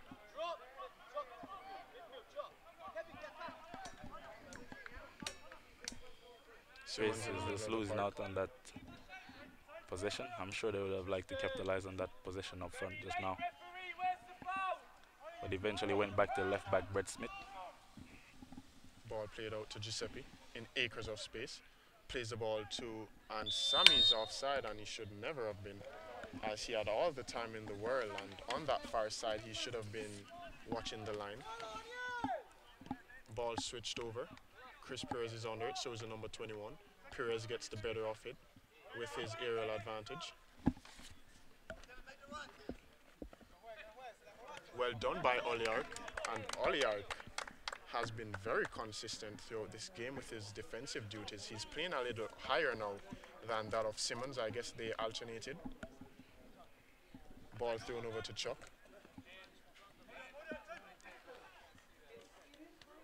And beautiful footwork there, but Chris would get there first. and Sammy in an offside position.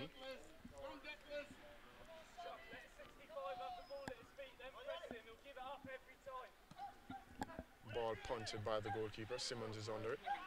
Gets there, is pushed, but no foul given. Stone launches it forward. Driz does well. Plays the ball to Simmons. It's a 50-50 ball, but Oliark will be there. And Oliark seems to should be the man of the match. Commentators jinxed there as Oliark dribbled out of play as he ran out of real estate. Driz does well and should just pass the ball to Chuck, and the pass was not the picture perfect pass that one should have gotten. Leo should be favorite to this, and Leo does well. And Stone.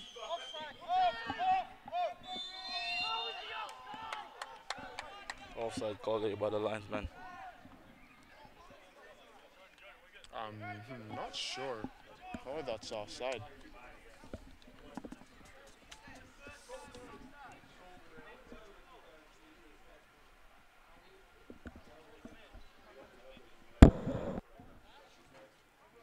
Stone. Take a risk, brother. You're tired, my youth, you know, Pacers trying to catch back their bearings. and there we see all that hard work by the USC Aiken Pacers not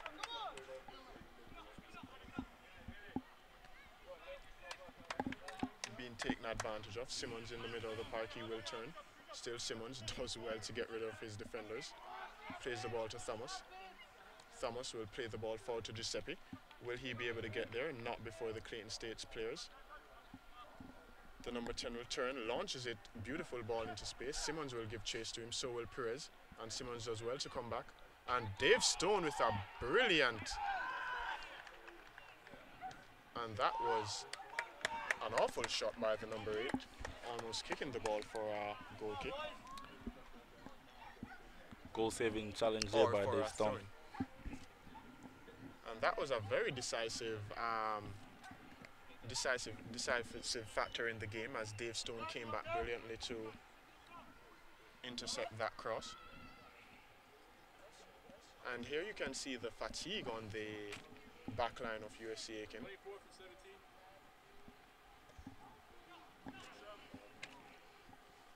Ball reaching to Sammy. Sammy tried to flick on. However, it didn't work that time. Oliart trying to get back, and Dave Stone, will he get there first? No, he will not.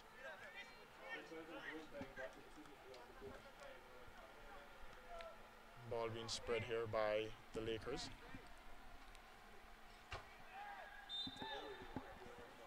I think that's a foul on Brett Smith over there on the right-hand side.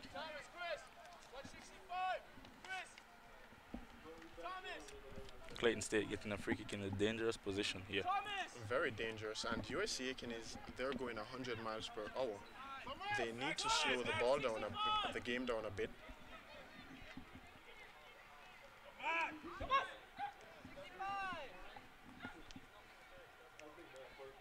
Set play there, pulled back, but Simmons is there to intercept, played the ball to Giuseppe. He will not get there first. And he does well. He's fouled there, and that has to be a yellow card. That professional foul, as that was 3 against 1 for the USC Aiken Pacers. The referee had no choice. Nothing malicious again with that yellow card offense, but that caution had to be given because of the interruption of the counter-attack for the Pacers. The advantage was taken away with that professional foul. Simmons comes deep. Looks up, and we're almost at the end of the game here with just 10 minutes remaining. Yes, we have seen many red-taking last couple of minutes in this Peach Belt Conference. No surprise if something pans out in the last 5 minutes. Yeah, none of these teams wants to go into extra time. They have given it their all. Ball flicked on.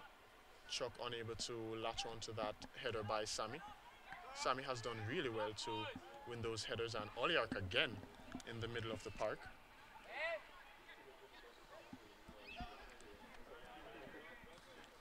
Beautiful ball, but Stone is there. Still Oliark does well to Perez. Perez tries to find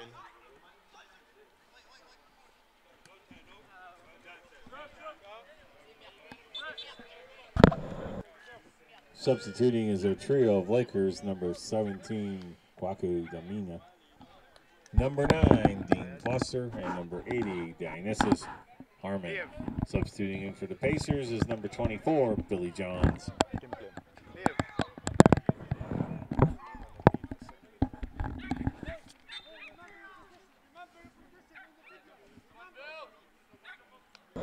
throwing on the near side to be taken by Dave Stone.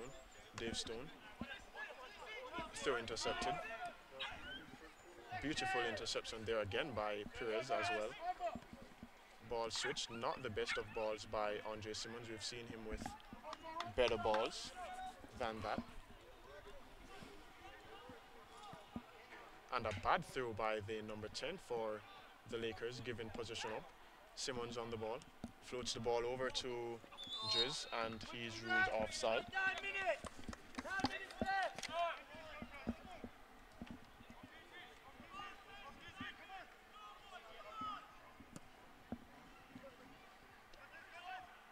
Header won by Perez to Giuseppe.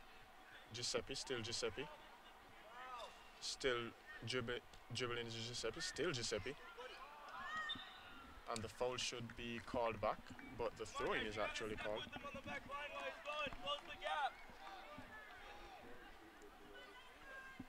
Dave tired enough.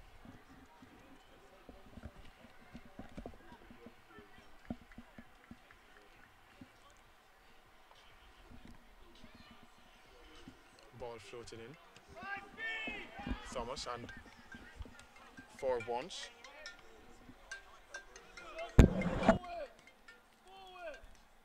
Hello. Yeah, what's up, man? Ball from Giuseppe to Chokudi Apogo. And Chokudi misses 2 players there. Ball to Sammy in there in the penalty box. And he looks to beat this other player to make a pass over to Driss Barkett. Okay, yeah, Eventually played out for a corner kick. I'll call you back, alright?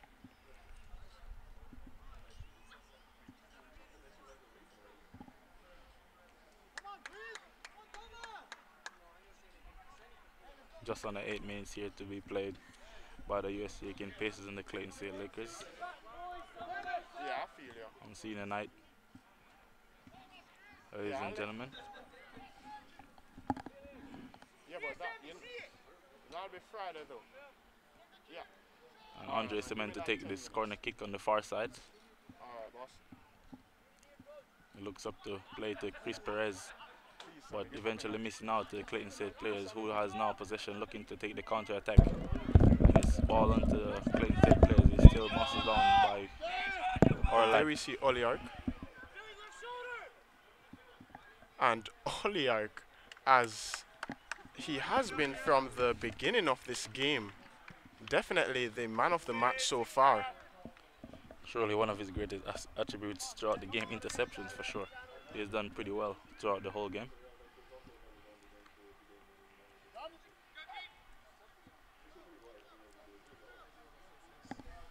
Leo to take this goal kick. Ball whipped. Giuseppe does well. And so does Sammy. However, no one was behind them. And Oliark. One would think that with his frame. And Oliark again. And that's definitely a foul on Giuseppe. And Oliark is definitely tired, as you can see it on his face and his movements, that he's very tired. Yeah, surely that's all Oliark signaling that he might have wanted to take a substitution. And And a eventually substitution gets for one. the Pacers, number 20, Oliver McAllen. Yeah, he isn't even able to jog off the park properly. He has definitely put in a shift and a half for this game. Yeah, there he is signaling to the trainer Clarissa that he's just a little tired.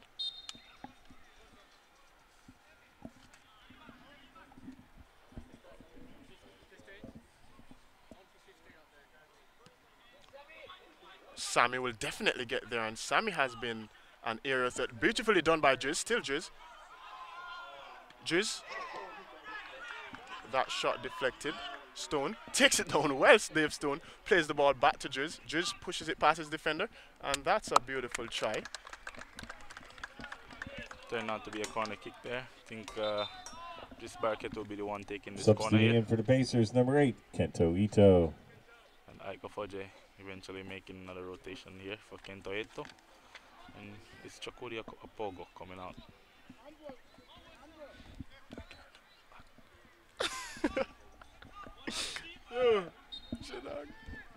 Ball whipped in by Driz, and beautiful save there by the goalkeeper to be punched away. And it'll be a throw in there on the far side for the USC Aiken Pacers. I think Oliver will take this throw in. Pacers looking to end this first half with a 2-1 victory over the Clayton State Lakers here. It's now or never, or it's now or extra time actually.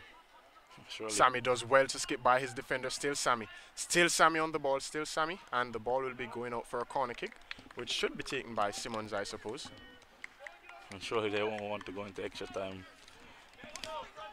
Yeah, both teams here running the clock down a bit, trying to capitalize in the final 3 minutes or just under 4 minutes of the game. However, it's very difficult for them, as in this weather it's not normally this hot this time of year. But the sun has taken a toll on their body. Ball whipped in. Ollier back to Simmons. Simmons back to Ollier. Whips it in towards the back post, and Sammy should be favourite. However, he doesn't get there. Perez with a shot. Ball is deflected. Still Perez again. And no foul given. And the Lakers will break. And well done there by Thomas.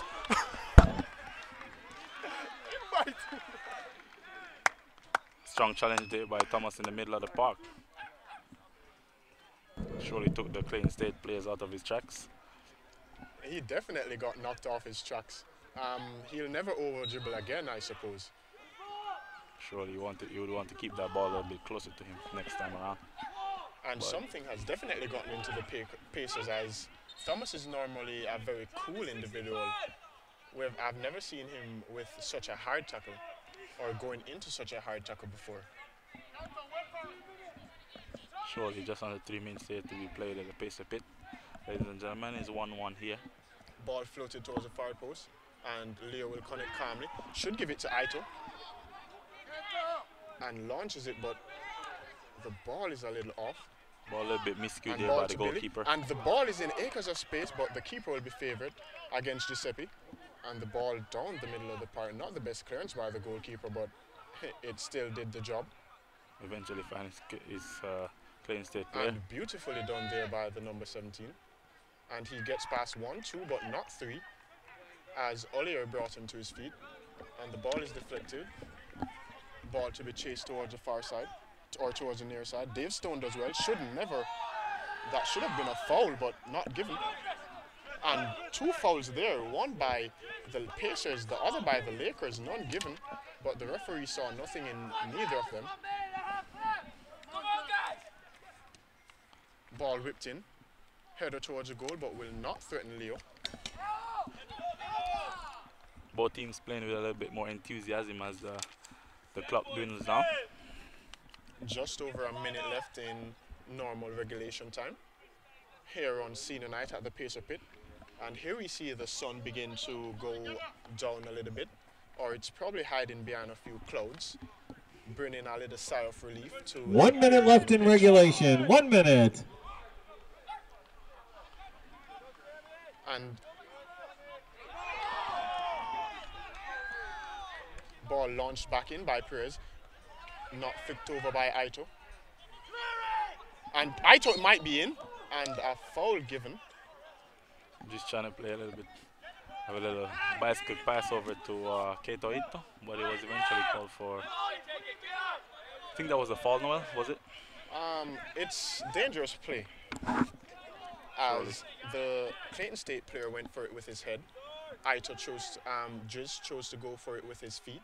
So that was the reasoning behind the referee's decision. Nothing really in it. And that was a handball there. 10, 9, And 8, ladies and gentlemen, 7, this one will definitely 6, be going into 5, overtime. 4, 3, 2, 1, 0. So we'll be right back, ladies and gentlemen. This 90 one minutes was not unable enough, to so be we'll decided have by 90 minutes. overtime. No, The rules man. for overtime are 2 10-minute halves, and each overtime can be won with a golden goal. So Ladies and there you gentlemen. go, ladies and gentlemen. 90 minutes unable to separate both teams, and the golden goal, well, extra time will decide this game, and it can be won by a golden goal. If not, then it will be ended as a draw, and both team will split the points. So we'll be right back in just under 10 minutes. So stay tuned, ladies and gentlemen. We'll be right back. Wow.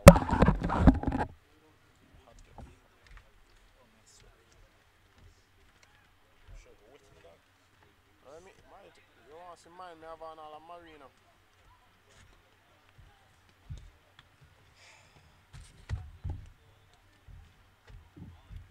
Yo, where they? Yo, dog just leave me now. But I tell him say 10 minutes, man, I tell him to go in an extra time.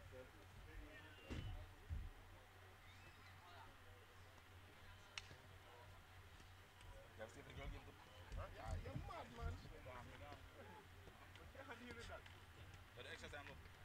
Yeah, man, the extra time.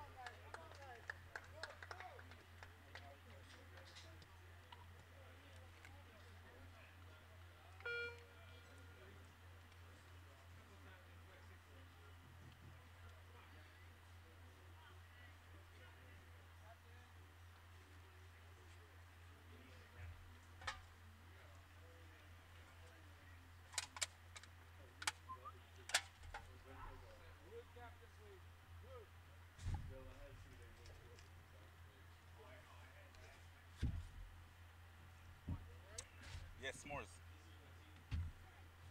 Kill the game, man. What? Aw. Hope you get better soon. Oh, yeah? Nice, nice.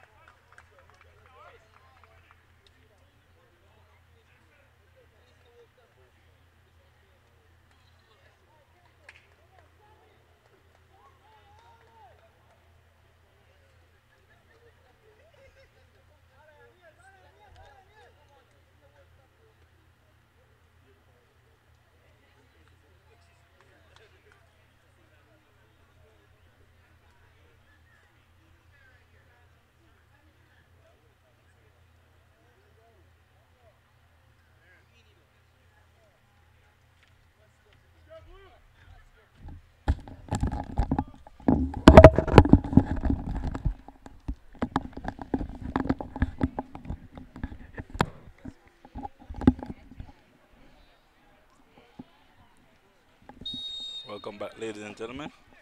And we're now in overtime here at the Pacer Pit, USC Aiken Clayton State Lakers. It's 1-1 here. This Barricade looked to play a ball over to Aaron, and it will be a save by the Clayton State goalkeeper.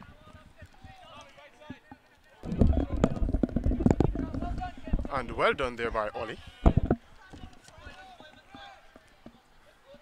And Thomas will be favourite to that. Loses out. And Chris Perez is there. Beautifully done by Ollie. Kaito tried to find Ollier. Or Oliark, my apologies.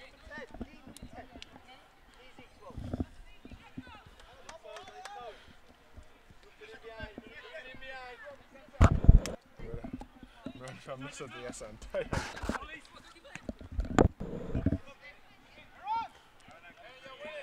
Headed there by the Clayton State player, finds number 17, and it's challenged there by Keito Aito for a throw-in now for the Clayton State Lakers.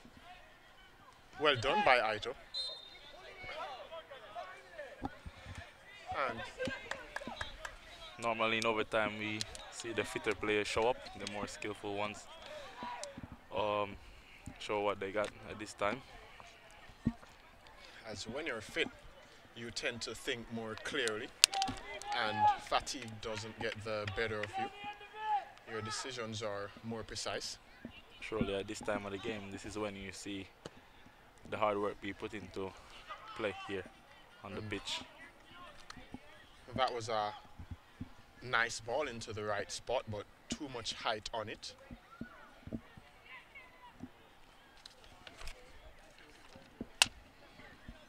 Unfortunately, when the first goal is scored in overtime, that's it, ladies and gentlemen. The golden goal rule here in the Peach Belt Conference. And we did see one golden goal scored by Chuck a few weeks ago. That's for sure. That was one exciting matchup there by the USC Aiken Pacers. That goal had me running on the pitch, but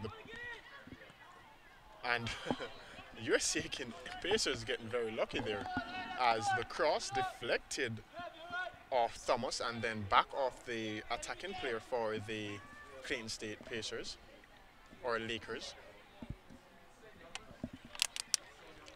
And this has been one of the best games I've seen all season. Next to this one is right up there with the one that we won in extra time with that golden goal by Chuck. That's for sure. I think at this time of the match is a little bit more tactical.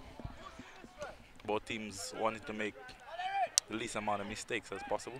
And a beautiful ball to Driz. Will Driz get there? And he should cut this ball back. And he does well. Still Driz, and he rifles it towards the goal. And the ball was saved, beautiful save there. And whipped in back by Sammy.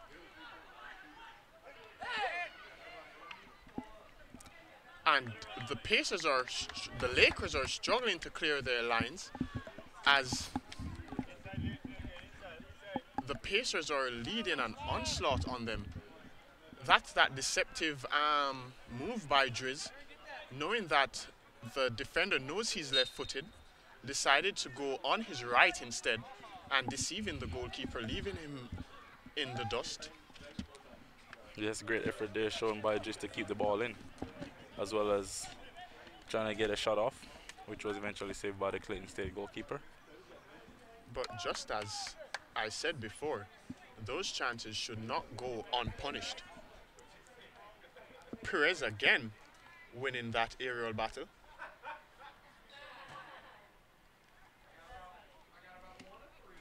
Driz, ball floats in. And Ollier, not the fastest player, but none of them are fast enough to catch that ball.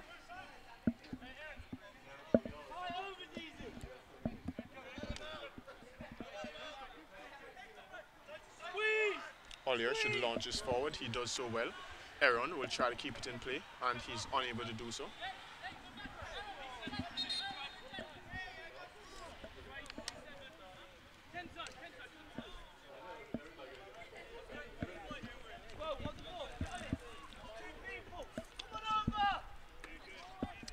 And the ball just thrown away. And Aaron is away. And Aaron down the line, still Aaron. Still Aaron, and a beautiful sliding tackle there by the number 15. And it's a corner kick to the USC Aiken Pacers. Simmons to take this free kick. He is in no rush, jogging from the half line. He has a long way towards the touchline to decide whether or not where he would put this ball. Observe his landscape and see where he would like to put this ball. Let's see if we could put the training session routine into There he gives play the on signal. the pitch. Whips it in. Beautiful ball, and it's headed out. And Ollier will try to do what Ollier does well.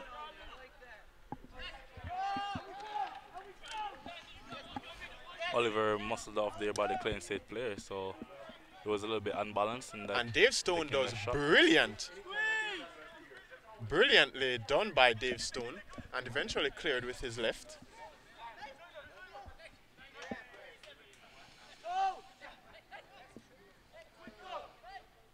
Ball floated towards the far side. Beautiful switch there by the number 10. And the sun has come out to play this game as well, ladies and gentlemen. The players got a brief break. And that ball needed to have been won.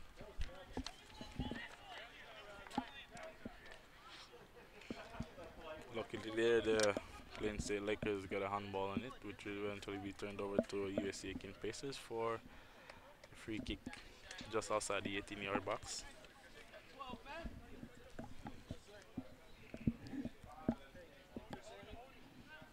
Leo to take this free kick.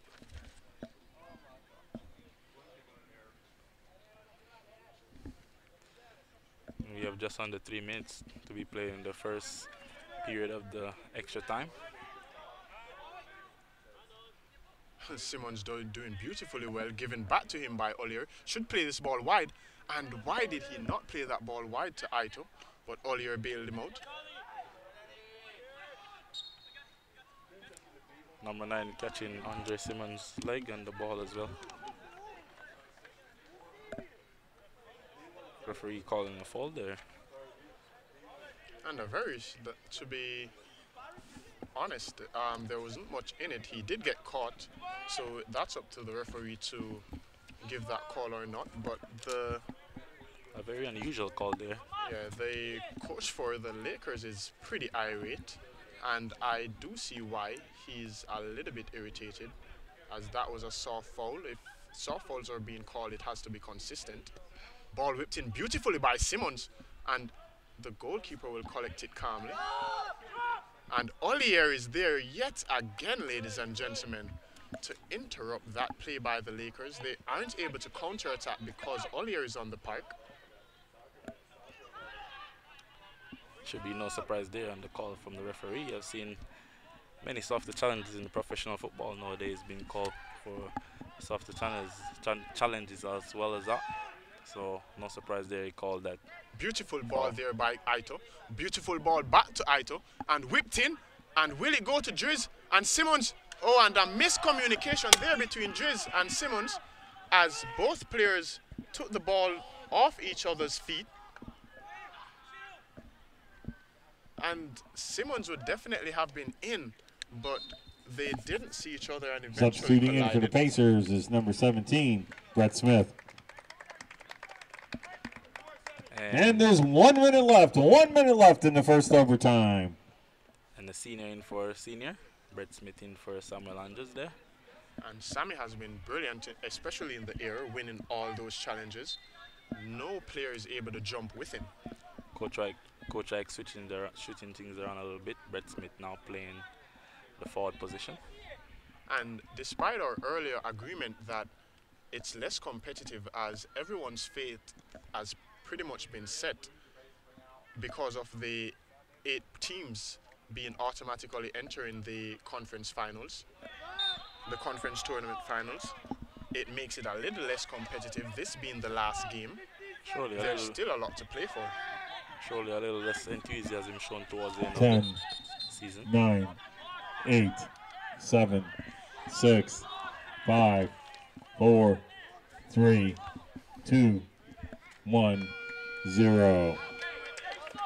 Ladies and gentlemen, we are towards the end of the first period of extra time, and the first period couldn't decide it. Let's see. After one overtime, we're still tied at 1 apiece. Let's see if second half of the extra time could decide this match. Otherwise, it will be called for a draw and the share of points between the Clayton State Lakers and the USC Aiken Pacers. And Clayton State playing the game against themselves here, ladies and gentlemen, as they were told by the referee to spot the ball in a specific spot. I do understand where they're coming from, but sometimes you got to be smart. The referee told them to put the ball in a specific spot, and they decided that they would have the ball spotted elsewhere. And they initially take the free kick and had to have it brought back and lost their last set play advantage there in the last 30 seconds.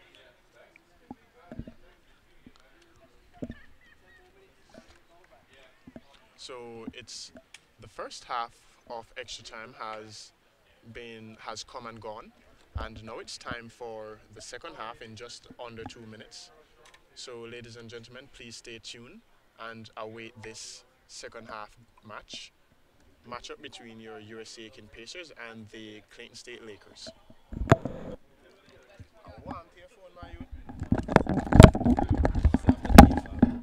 Last game? Yeah, that happened to me already. And enough time with Japan never break. Right, that you know, my phone crack already free up. Phone the in between my foot and my phone and my wallet. And I grab my wallet and forget my phone there and just open my foot. So brother. Yeah. Fix it, I want to fix it. I want to pay to fix it, but yeah, say I spend about bills. Cheaper. They say you can buy the screen and fix it, but I don't know. No man, you know what I do? You can figure out your phone. Somebody fix it, don't fix it now, Augusta. We fix it now, the mall now, Augusta. You can take 100 and place it in Bashi Plus, I believe. So I fix it, box it out. Couldn't be the same phone,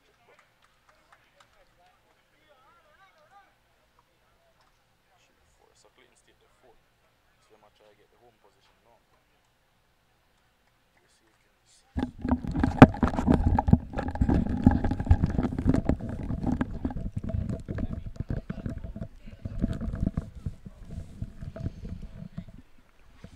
And we are just about ready for this second half matchup of this extra time game here at the Pacer Pit.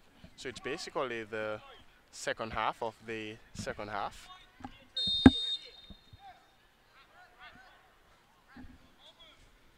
Second period of extra time here. I think there'll be a restart on the clock.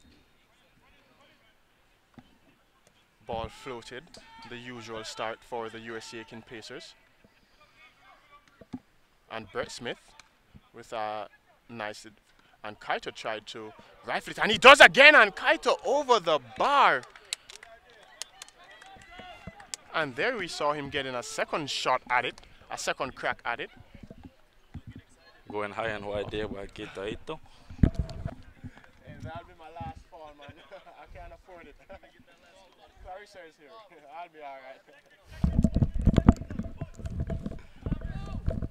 And it's a goal kick for the Lakers. Ball launched high into the sky. Well done there by Ollier. And beautiful ball to Aaron, but Aaron was unable to get there.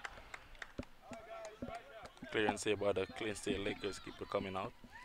And I spoke earlier about the back line of the Pacers being very tired as the fatigue showed, but the Clayton State 11, even the goalkeeper seems to be a little bit fatigued at this point in time.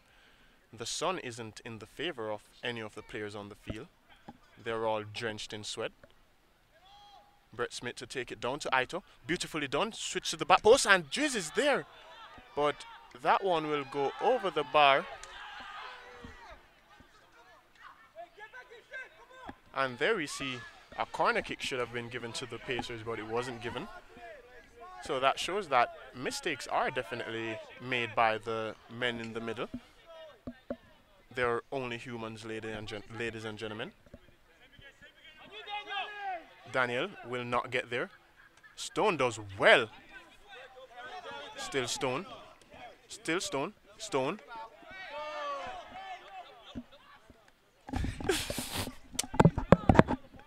A little bit of after effects there by Dave Stone. A little Ball bit played to theatrics. Brett Smith.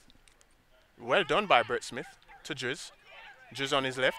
Whips it in. And Aaron is there, but that one should have been off. It looks like it was offside. The flag never went up by the linesman. However, there was no way. The only player that could have gotten to that would have been Sammy Andrews, a very strong player in the air. Ball to be launched by the goalkeeper.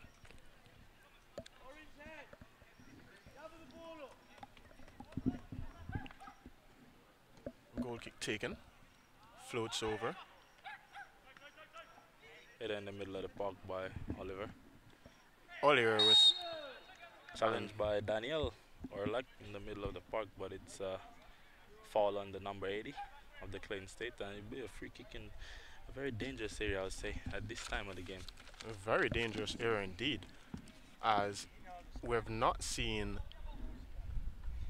We've seen the number 9 take one earlier that went harmlessly wide, but this is in a very better spot for him. I'm wondering if he'll go for the set play or he'll go direct to goal. He did try going direct, and he is left-footed, so he could disguise the set play for the actual shot. Just about 30 yards away from the goal.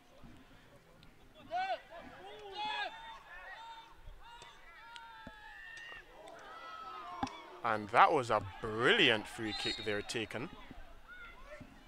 Offside call there by the linesman. After the ball hitting off the post, about 3 Clayton State players rushing in to take advantage of the finish, but it's eventually turned over to the USC Aiken Pacers for a kick.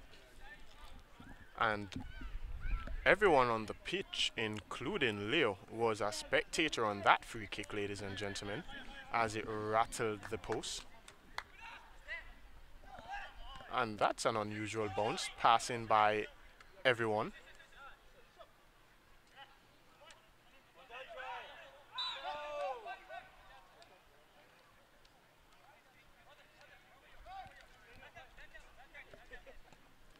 Foul given, Ollier. Well done there by Ollier.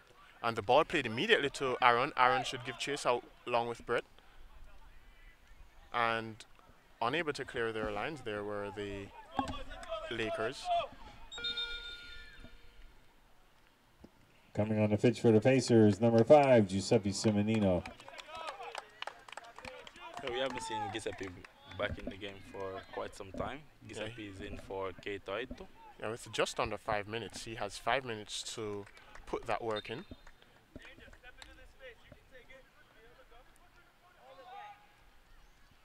Brett Smith with the ball to Giuseppe, immediately into action. Still Giuseppe will try to whip it in, but the ball is deflected and it's a throw-in on the far side, close to the corner flag for USC Aiken. Ladies and gentlemen, if you're tuned in, it's 1-1 here at the Pacer Pit. USC Aiken Pacers versus the Clayton State Lakers. Just under 5 minutes to be played in extra time. If it ends at 1-1 in extra time, ladies and gentlemen, it will be a tie with a share of points. And the ball going immediately to Brett Smith yet again. And that's a yellow card for sure for Thomas.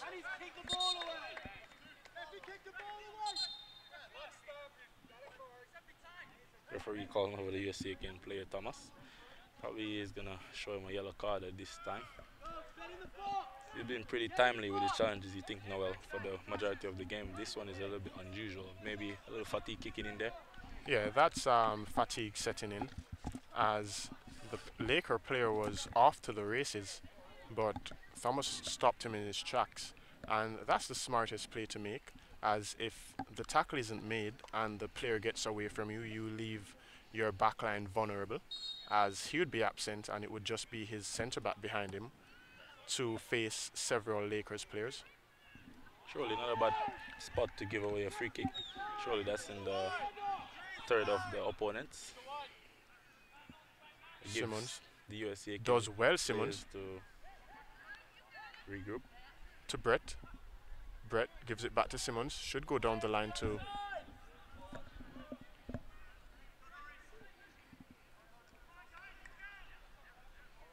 ball played to Aaron.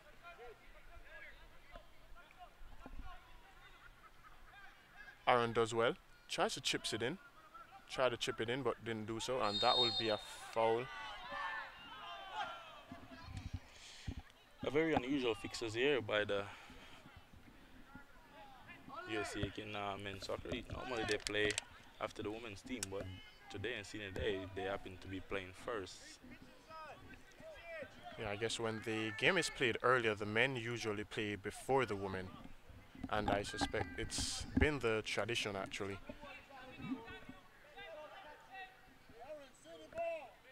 But An we, unusual fixture toward the end of the season.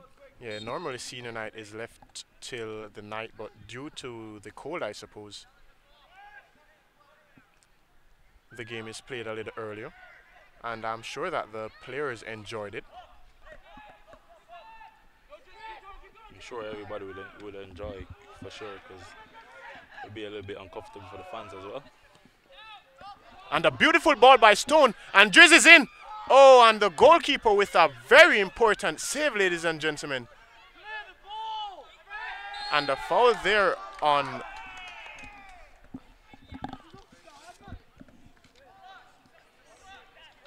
And a foul there on the number 12 Orlak, and the Pacers look to put in a free kick. Simmons to take this one. I'm wondering if he'll be able to see his final game here at the Pacer Pit, probably with 2 assists. He's already the leader for assists at USC Aiken on the record books. Wonder if he could add one more to his tally. There we have a little bit of disturbance between the Laker and Pacer player.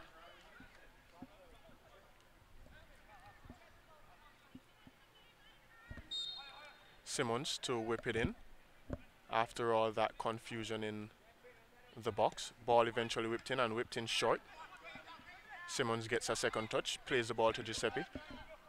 Giuseppe plays the ball to Driz, but Driz would always let that run, and the ball was played out for a throw-in or a corner kick.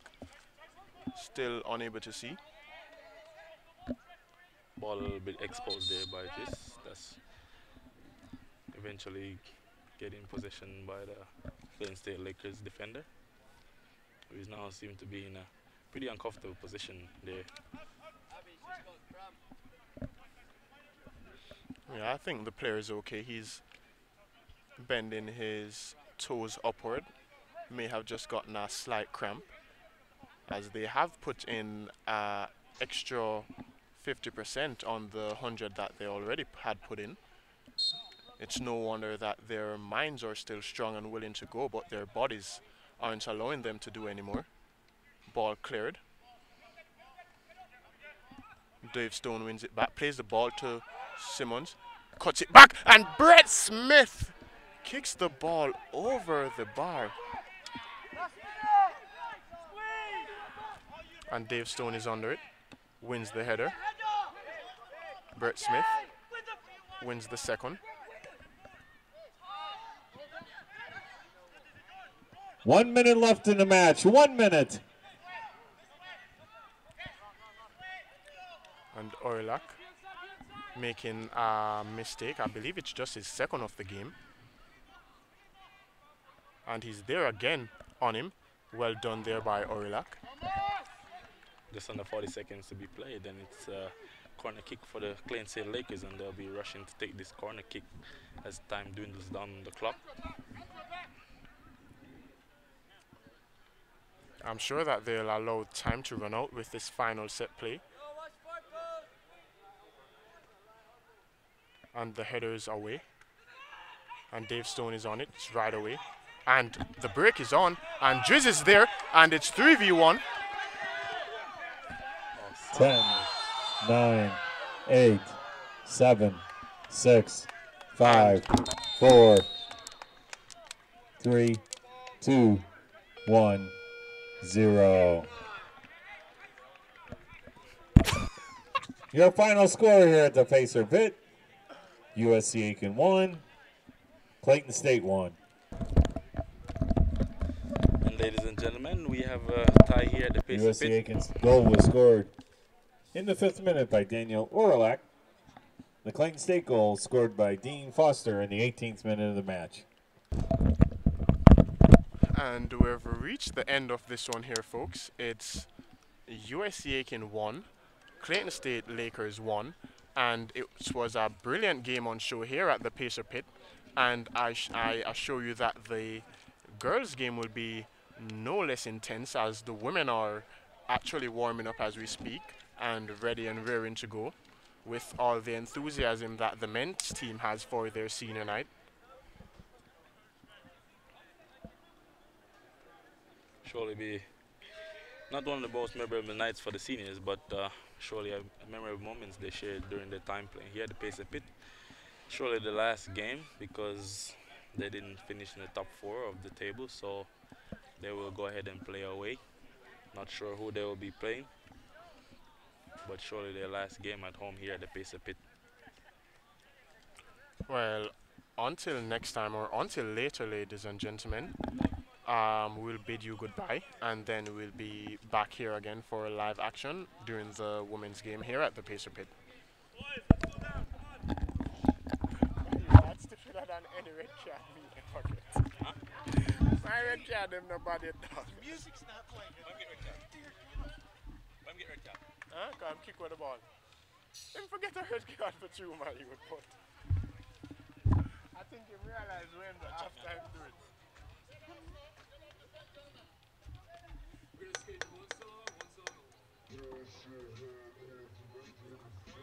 How long until we're doing their thing? It's centered. It's the center. You're fine. As long as you have it on the center. And actually,